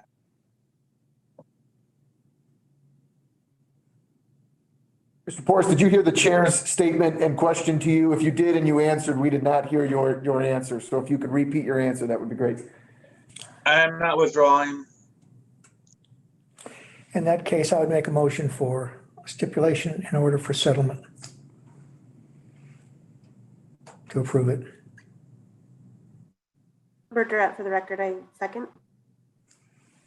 Moved in second. Any additional questions?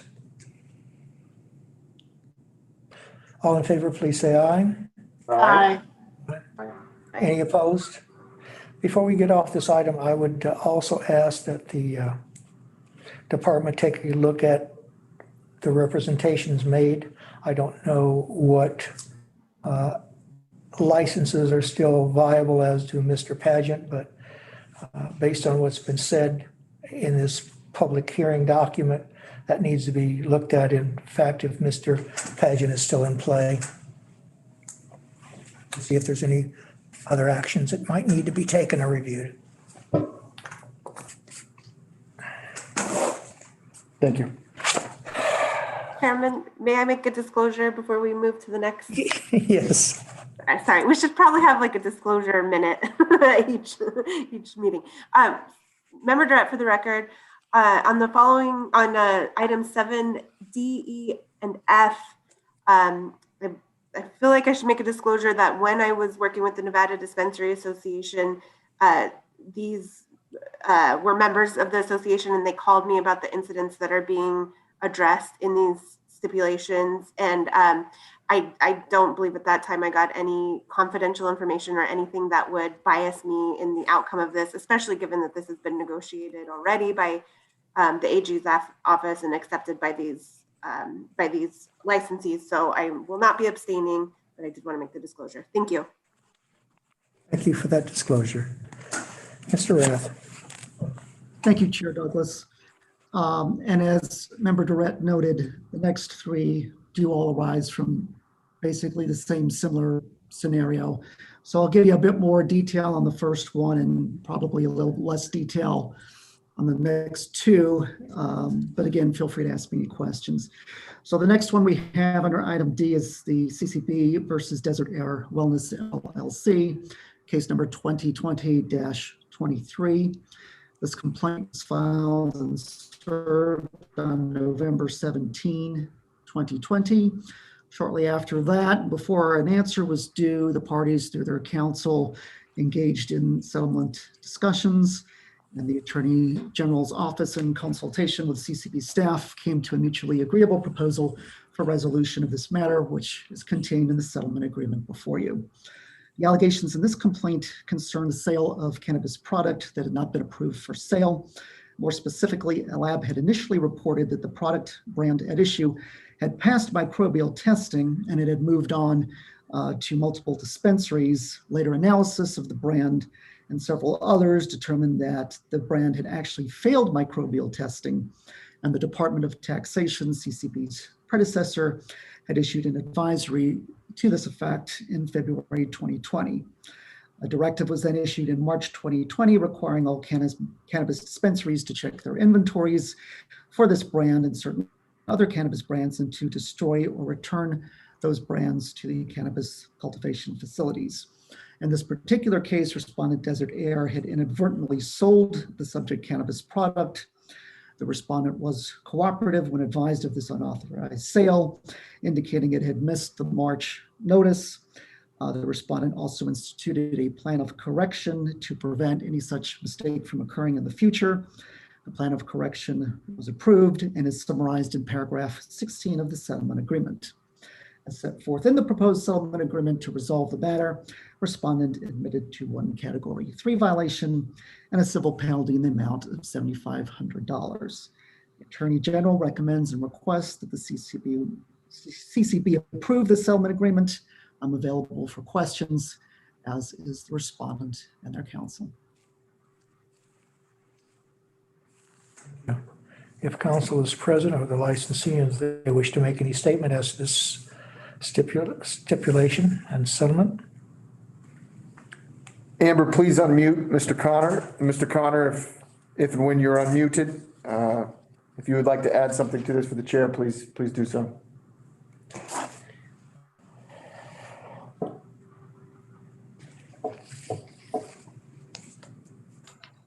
Good morning. Are you able to hear me? Yes. Good morning, members of the board and staff. Thank you very much. We appreciate the opportunity to appear today. My client would simply thank staff and Mr. Rath for their participation in reaching the settlement agreement and request that the agreement be approved by the board. Thank you. With that, unless there are any questions, if we can have a motion for approval of this stipulation order for settlement as to Desert Wellness. Mr. Chairman, this is Board Member Nylander. I would move for approval of the stipulation settlement agreement and with respect to 7D, the matter of Desert Air Wellness. Do we have a second? Member Durrett, for the record, I second. We have a motion, we have a second. Any additional discussion? Hearing none, all in favor, please say aye. Aye. Aye. Aye. Aye. Any opposed? Motion carries. That takes us to item E. Thank you, Chair Douglas. Item E is CCB versus Wavesphere of Las Vegas, case number 2020-24. This complaint was also filed and served on November 17, 2020, and we began negotiating settlement shortly after that before an answer was due. This matter involves the same scenario as the last case. The respondent here had also inadvertently sold the same brand of recalled cannabis under similar circumstances when a metric hold had been lifted to allow for destruction or return of the product. Respondent explained that the sale was inadvertent and did institute a plan of correction to prevent such a occurrence in the future. That plan of correction is again summarized in paragraph 16 of the settlement agreement. As set forth in the settlement agreement, respondent admitted to one Category 3 violation and a civil penalty in the amount of $7,500, which is the same terms, the same deal as the prior settlement agreement that we just discussed. And as with the last one, the Attorney General recommends and requests that the CCB approve this settlement agreement. I'm open to any questions, as is respondent and their counsel.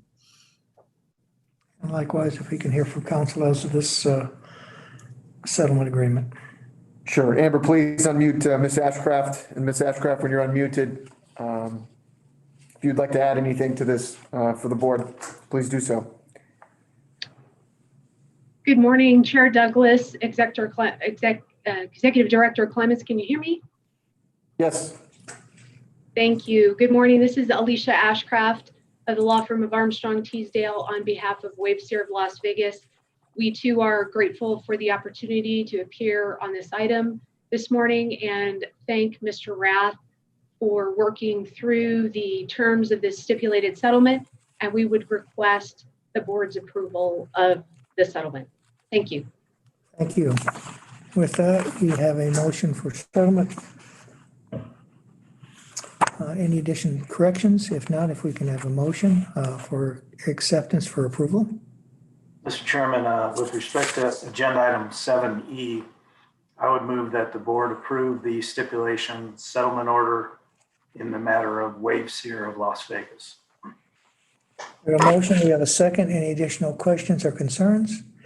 Hearing none, all in favor, please say aye. Aye. Aye. Aye. Aye. Any opposed? Motion carries. We'll move our agenda. Thank you, Chair Douglas. The next item is item F under number 7. This is Cannabis Compliance Board versus Paradise Wellness Center, case number 2020-25. This is the third and last in this series of complaints, which was also filed and served on November 17, 2020. Again, it's the same scenario as in the last two cases. Respondent here had also inadvertently sold the same brand of recalled cannabis under similar circumstances when the metric hold had been lifted, and respondent also indicated or claimed it had not received the March 2020 directive. Respondent did explain that the sale was inadvertent and instituted a plan of correction to prevent such an occurrence in the future.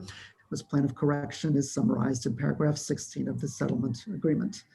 Like the other two cases, respondent admitted to one category 3 violation and a civil penalty in the amount of $7,500. Basically the similar terms for all three of these matters. The Attorney General recommends and requests the CCB approve this settlement agreement. I'm available for questions, as is respondent and their counsel. And if we have counsel for this licensee. Great. Amber, please unmute Mr. Goodman. And Mr. Goodman, when you are unmuted, please feel free to address the board if you wish.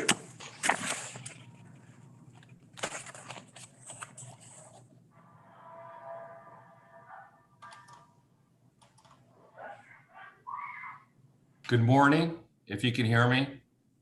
Yes, we can. Well, good morning, Chair Douglas and board. This is Ross Goodman on behalf of the licensee. We appreciate the effort and diligence by Mr. Rath, and we are happily agreeing to the settlement agreement and ask that the board and the chair approve the settlement that's been reached between the parties. Thank you very much. With that, if we have any additions or corrections or questions, if hearing none, if we can get a motion for approval. Mr. Chairman, this is Board Member Nylander. I would move that we approve the stipulation in the matter of Paradise Wellness Center LLC as reflected as agenda item number 7E, F on the record. Thank you. We have a motion. Do we have a second? Mr. Chair, Jerry Merritt, I second. Been moved and seconded. Any discussion? If not, can we have all in favor, please say aye. Aye. Aye. Aye. Any opposed? Motion carries. Thank you. That moves us to G. Thank you, Chair Douglas. The final item under 7G is CCB versus Nevada Organic Remedies, Wellness Orchards of Nevada, and Henderson Organic Remedies. This case did not involve a complaint. Rather, as you'll recall at the last CCB meeting, On December 18, the Green Growth Brands, the CCB approved the transfers of interest contingent on the licenses owned by Green Growth Brands paying a civil penalty for Green Growth's failure to notify the CCB of transfers of interest taking place prior to the approval of the Department of Taxation or the CCB. After the December meeting, we made contact with counsel for Green Growth, and with input from CCB staff, we worked up the settlement agreement before you to satisfy the conditions on the TOI approval. Green Growth is a parent company for a number of licensees and certificate holders, so the transfers affected each one listed in the settlement agreement before you. The three respondents involved are Nevada Organic Remedies, Wellness Orchards of Nevada, and Henderson Organic Remedies, as well as all the licenses and certificates these entities hold, which were all laid out individually in the settlement agreement. As indicated in the settlement agreement, respondents waived their rights to the filing and service of a disciplinary complaint and admitted to the imposition of one Category 2 violation for failing to notify the CCB of a change in ownership interest. Respondents also agreed to pay a $25,000 civil penalty, as the CCB had recommended at the prior meeting.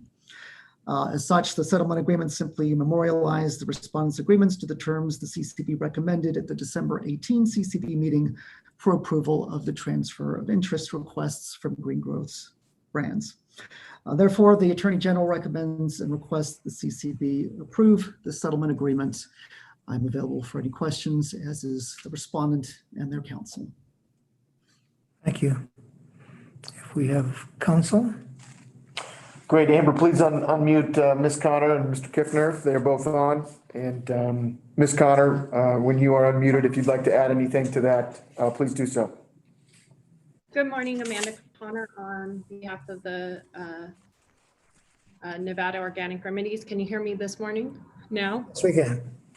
Great. I apologize for my audio difficulties earlier. We would just like to simply thank CCB staff and the board and would request approval of this settlement agreement. Thank you very much. In light of the negotiations, if we can get a motion for approval, unless a commissioner has any questions or concerns. Hearing none. Mr. Chairman, this is Board Member Nylander. I want to also thank all the parties for the quick turn on this. This was just 30 days ago that we considered this, so that's commendable. And the older I get, the quicker the turn is better for me. So with that, I would move for approval of agenda item 7G in the matter of Nevada Organic Remedies, that we approve the stipulation and settlement. With that, do we have a second? Member Durrett, I second. We have a motion, we have a second. Any other comments or discussion? Hearing none, all in favor, please say aye. Aye. Any opposed? Motion carries. Great. We'll move on to agenda item number 8. This is petitions filed pursuant to NRS 678A.460. We've got one petition that was filed timely to be addressed at this board meeting. The petition was filed from THC Nevada LLC. Deputy Director Miles is going to present this petition, and then THC Nevada is going to give a brief presentation on their petition. So with that, Deputy Miles. Good morning, Chair and board members. I'm Michael Miles, Deputy Director of the Cannabis Compliance Board. Before you today is an NCCR 4.145 petition from THC Nevada LLC, who holds a cannabis cultivation license. They're requesting relief from NCCR 11.075 subsection 7.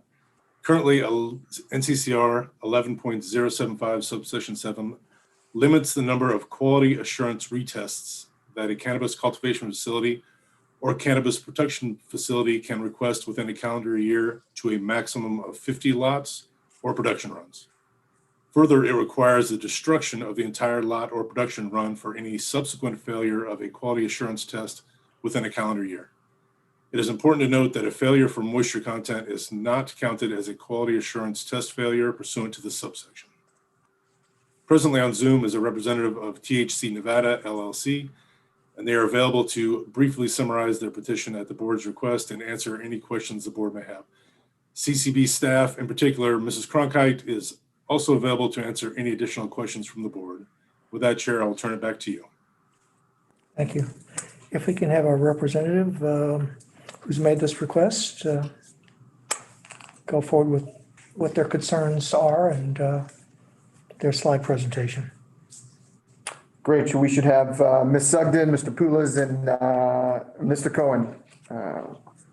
Very, very good. Thank you, Executive Director Clymas. Good morning, Chair Douglas and board members.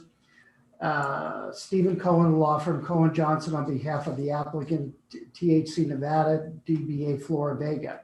Also with me for their brief presentation will be Nick Pulitz, General Manager of THC, and Amy Sugden, who is the independent counsel. As you will note in a moment, we have prepared a short presentation for the board outlining the reasons for the petition for amendment to NCCR 11.075 sub 7. The petition for amendment to the regulation is focused on the limitations as set forth by your Deputy Attorney General regarding the 50 failed tests and the cultivation facility being prohibited from testing further batches or product for the balance of the applicable calendar year. We fully acknowledge that just as in gaming, Nevada must be the proverbial gold standard for regulation and enforcement in the cannabis industry. As such, THC Nevada LLC has attempted to preserve the standards, yet allow for the recognition that certain cultivators test significantly more product than others. And therein lies the problem, which will be addressed by Ms. Sugden and Mr. Pulitz. THC has grow facilities currently under roof of 45,000 square feet with plans to expand the facility in the near future. We believe the proposed amendments has been filed with the Cannabis Control Board take into account these circumstances. I'd like to turn this over with Chairman Douglas's permission to Ms. Sugden for a brief PowerPoint. Please do so. Thank you. Good morning. Thank you, board, for your time. I will be sharing my screen now to walk through a couple slides to explain further. As Mr. Cohen announced, we are here on behalf of THC Nevada LLC, who is doing business as Flora Vega. Flora Vega resides in North Las Vegas and is at 100% locally owned cultivation business. At any given time, Flora Vega is growing between 10 and 20 strains, and notably has been in operation for over 6 years, since 2015.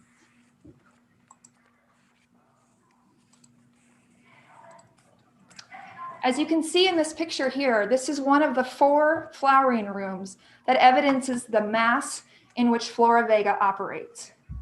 As Mr. Pulitz will explain, due to the fact that there are harvests every week because of the processes chosen by Flora Vega, there is an exceptionally high need for this particular licensee to conduct lab tests.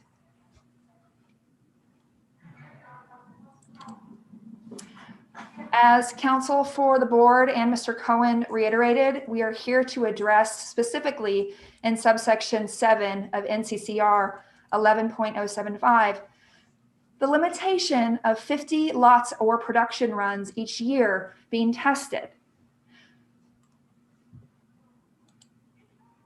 We submit that there is a more workable alternative to what we believe is, while potentially well-intended, but a seemingly arbitrary cap of 50 tests a year. Again, Flora Vega, operating at a size of 45,000 square feet, has a same standard of test limit as, for instance, a facility at 5,000 square feet.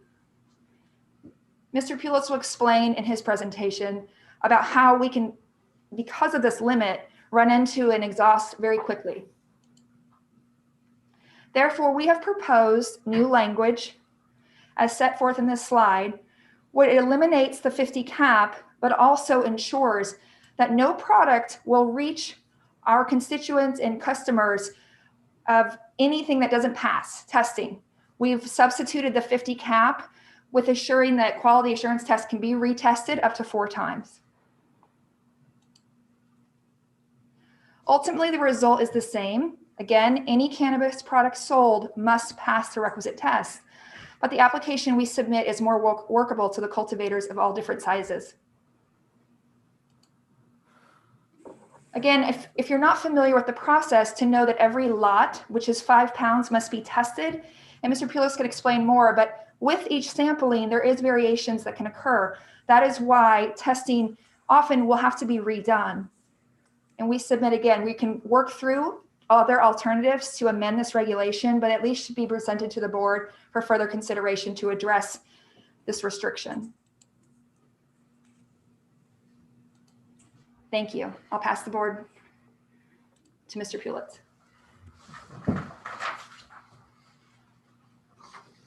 Hello, everyone. For the record, my name is Nick Pulis. Thank you so much for allowing us to present today. I appreciate everyone's time and consideration. Again, my name is Nick Pulis. I'm the general manager of THC Nevada, a cultivation facility located in North Las Vegas, Nevada. We believe we are one of the largest cultivators in Nevada, with other cultivators being even larger than us. To give you some data points, over the past 6 months, THC Nevada produced on average approximately 570 pounds of finished flower per month, with an additional 140 pounds of trim per month, as well as about 5 lab tests of kief per month on average. The average number of tests we sent out to labs in the last 6 weeks was 32 tests on average per week.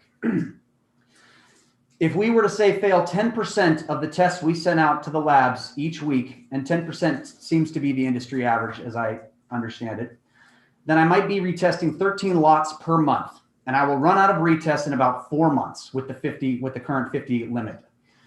The 50 retest limitation treats larger size cultivators and extractors in an arbitrary manner, considering the volume processed. The proposed amendment will benefit the entire cannabis industry in Nevada. What we are proposing in no way affects the safety of the final product for sale to the consumers, as it has to pass the gold standard lab testing here in Nevada. If anything, it increases the amount of data we can collect and study to improve the testing here in Nevada. It also increases the amount of taxes that the state of Nevada will be collecting. What we are proposing increases the reliance on lab testing and keeps the market pricing reasonable to end consumers. The current arbitrary limit of retests will significantly increase the cost to grow cannabis for larger cultivators. There is always going to be the risk for human error in lab testing, so we should be allowed the ability to check lab test accuracy by retesting them. Thanks again, everyone, for your consideration. I'll pass it back over to Steve Cohen.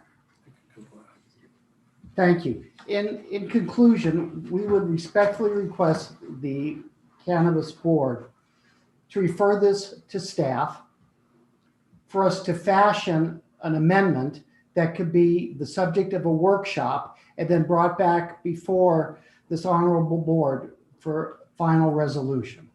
Should you have any questions, we're here to answer any. Thank you. Thank you. I would like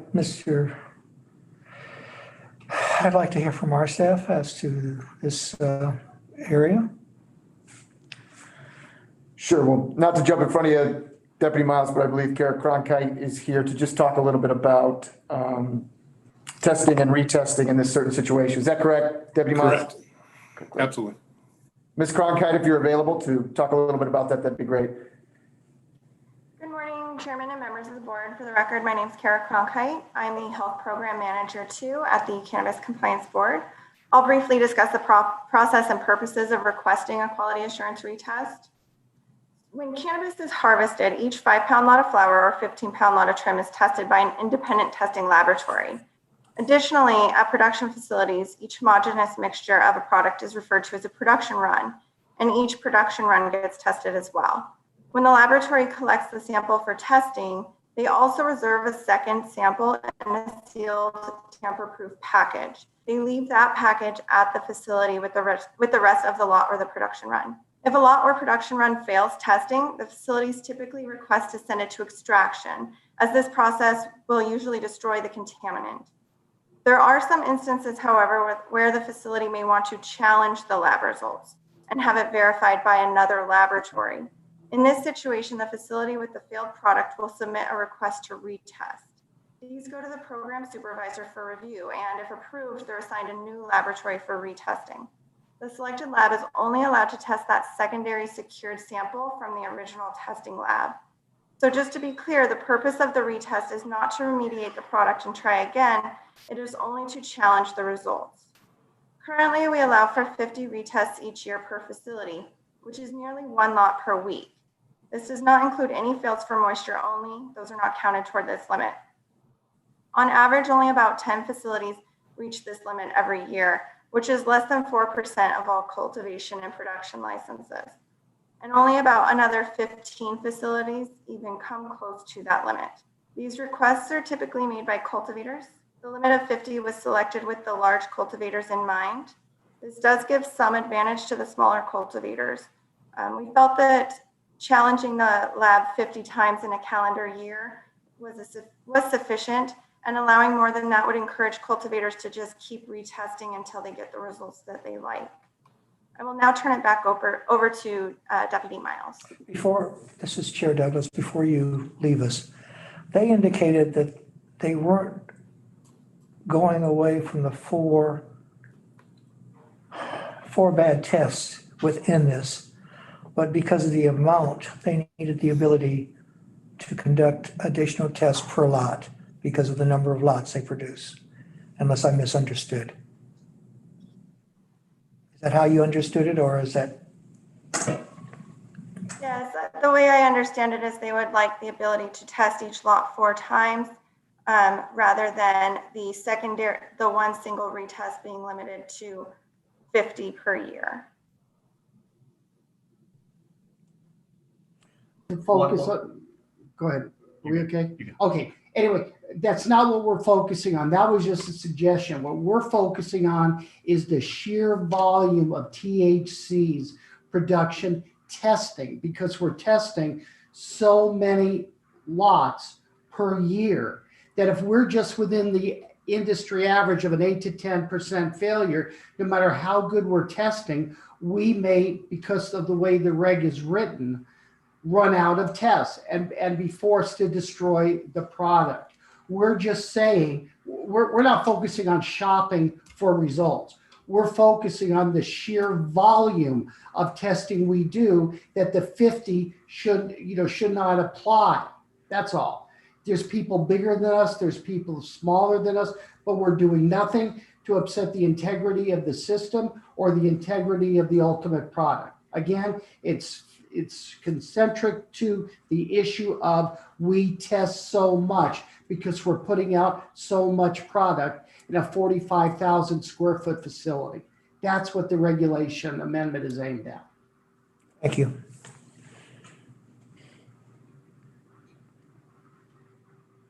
Mr. Miles? I guess, well, maybe I was mistaken. I believe that their recommendation was to have 4 retests for each lot. But another option for the board may consider would be to allow facilities to request a retest through the program supervisor for the first 40 lots or production runs, which is how the retests are currently facilitated. For the 45th through the 50th, they would need approval from the executive director. And if they would like approval for any additional retests beyond the limit of 50, then they would have the option of presenting their case to the board for board approval. Staff could draft this language and place it on its next scheduled workshop for consideration. Another option would be just to leave the regulation as it is. I'm available to answer any questions you may have. Thank you for your time. Based upon what your Deputy Attorney General said, that would be something that THC, would be in accord with. All we're looking for is not to have this automatic arbitrary cutoff of 50. I think that's something that we could live with. If you'd like to fashion the language now, we can do that. But that would be an appropriate compromise, sir. Members of the commission, anyone wish to weigh in at this time?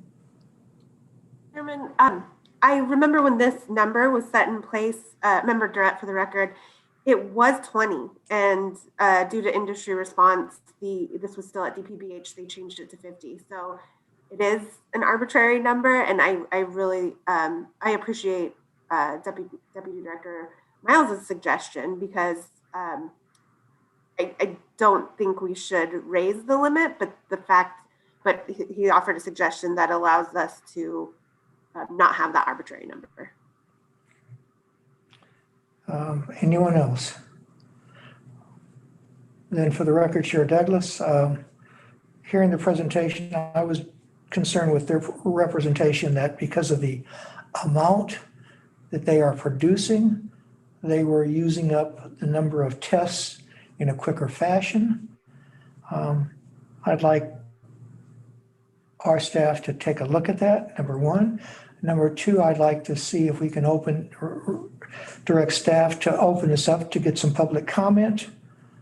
And then we would move to and possibly put it on for a workshop, and if it necessitates that. Absolutely, Chair. Thank you. And we will put some language together, taking the input from both sides here. We will start with informal public comment, as we have done in the past. And then if you're okay with that, at our next scheduled workshop, we can put this and the language on the agenda. Yeah, the industry, if the industry continues to grow in Nevada and the cultivation continues to grow, we have to be sensitive to that and the amount of testing that needs to be done. We don't wish to penalize anyone. We just wish to make sure that the product that's being distributed is a good product. Thank you very much. And we're off the record on that agenda. Nice seeing you, Justice Douglas, in your new position. And thank you, Director Cannabis, and all members. Thank you. We are now to words of wisdom by our Executive Director. Your briefing, Mr. Thomas. We've got one more agenda item before that, Chair, and this is agenda item number 9. It's a briefing to the board regarding the sale of CW Nevada LLC's licenses. This came up. It was a new addition. In that vein, I believe we have Senior Deputy Attorney General Ashley Balducci available for Zoom to give an update to the board. So Ms. Balducci, if you're there and available, we'd love to hear from you.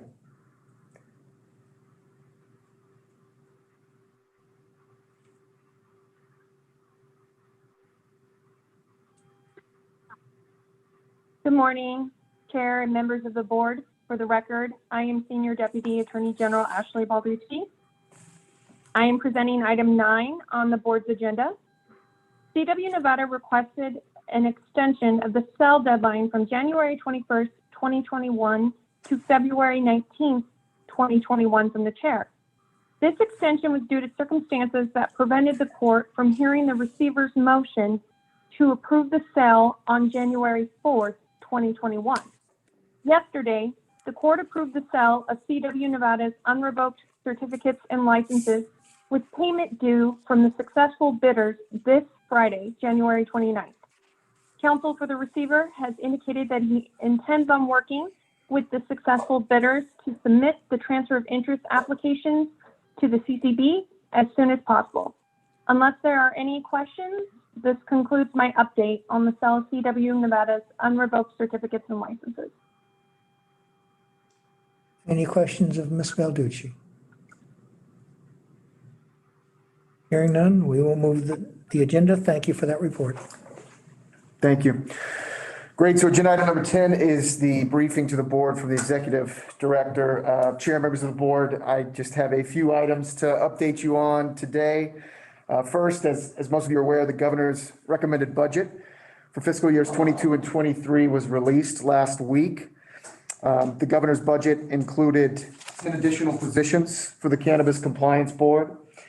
I do not have to tell you that these positions are not only badly needed, but in this fiscal reality, the governor's approval of this request is, I believe, a recognition that the CCB is moving in the right direction and that a well-regulated cannabis industry is important to the fiscal health of the state. So we certainly thank the governor's office for that recognition, and we're excited to bring more team members on board pending final legislative approval, of course, of the budget. In the same vein, also important to note here, beginning on July 1st of this year, we will also be able to release our 10 positions currently on vacancy hold due to the budget reductions that were needed for this current fiscal year. So we have help on the way, and that's a very positive sign for us. Before I update the other two, I'm happy to answer any questions on this particular item on the recommended budget. Okay. A couple events to note. Since our last board meeting, the Department of Health and Human Services, in conjunction with the Attorney General's office, held a virtual public health, cannabis, and vaping summit in mid-January, a couple weeks ago. The summit brought together public health experts in our state and across the nation to discuss public health issues around cannabis and tobacco use. CCB staff participated on many of the panel discussions. They did a great job. I was able to participate on 2 panels alongside member Durrett, and who also did a fantastic job representing the board on those panels. Overall, there was a lot of great information shared, a lot of good themes, some that I think we will continue to take into consideration as we further refine our regulations around public health issues. I would add to that, just at the end of the day, data collection and data analysis is going to be crucial for this state as it works to protect the public health and safety of our youth and citizens. And Chair, this holds true for the CCB and what we do. Data is something that we have focused on, or at the very least recognize that this will need to be a major focus of ours now that we're in operation, and we look forward to increasing our capacities in the data collection realm. I would add finally that we also look forward to our continued partnerships with our friends over at the Department of Health and Human Services on these issues. And finally, Member Merritt was invited to give remarks on behalf of the CCB at an event honoring Martin Luther King Jr. Earlier this month. The event not only focused on the achievements of Dr. King, but also on the cannabis industry, both in the state and nationally, and ways to ensure inclusiveness and to further the opportunity for all of our communities across the state to participate in this industry. So, Member Merritt, your remarks were well received, and we certainly appreciate you carrying the board's message as you did. So with that, Chair, I'm happy to answer any questions on these items or any other questions that you or members of the board have before we move forward. I would just say that you left out the workshop we had. That's right.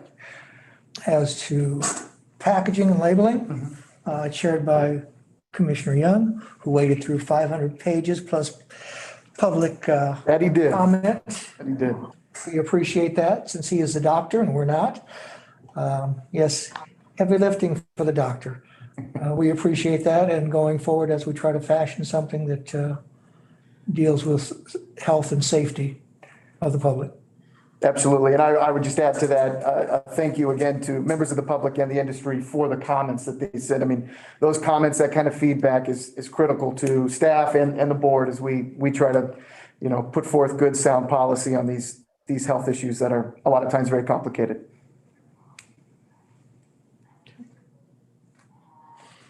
Okay, well, that's all I have. So we'll move on to agenda item number 11. This is the next meeting date, Chair. Next meeting date, we are scheduled for 23rd of February, 2021. Right.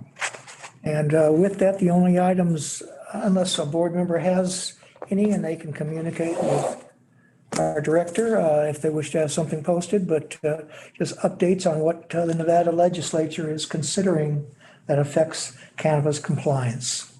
Absolutely. Legislature starts next week, and so I'm sure we'll have quite a few updates for you moving forward. That moves us to public comment. Great. I believe, Chair, that we have at least one public comment. So Ms. Bonner, if you are available to read the public comment that we've received since the start of the meeting. Yes, we've received one public comment. Let me set the timer and then I will begin reading. This public comment is from Will Adler. On January 19th, 2021, members of the Nevada CCB for the first time informed cannabis laboratories that there would be changes initiated to the metric reporting interface. This would create a substantive disruption in the laboratory's reporting of certificates of analysis. The CCB initially stated that the reporting changes would be made mandatory effective Monday, January 25th, 21. Later in the same meeting, another representative of the CCB stated that the change would be effective February 1st, 21. SCS is willing to support and comply with changes in the reporting requirements. However, to implement such changes requires coordination between software programs that all cannabis laboratories use.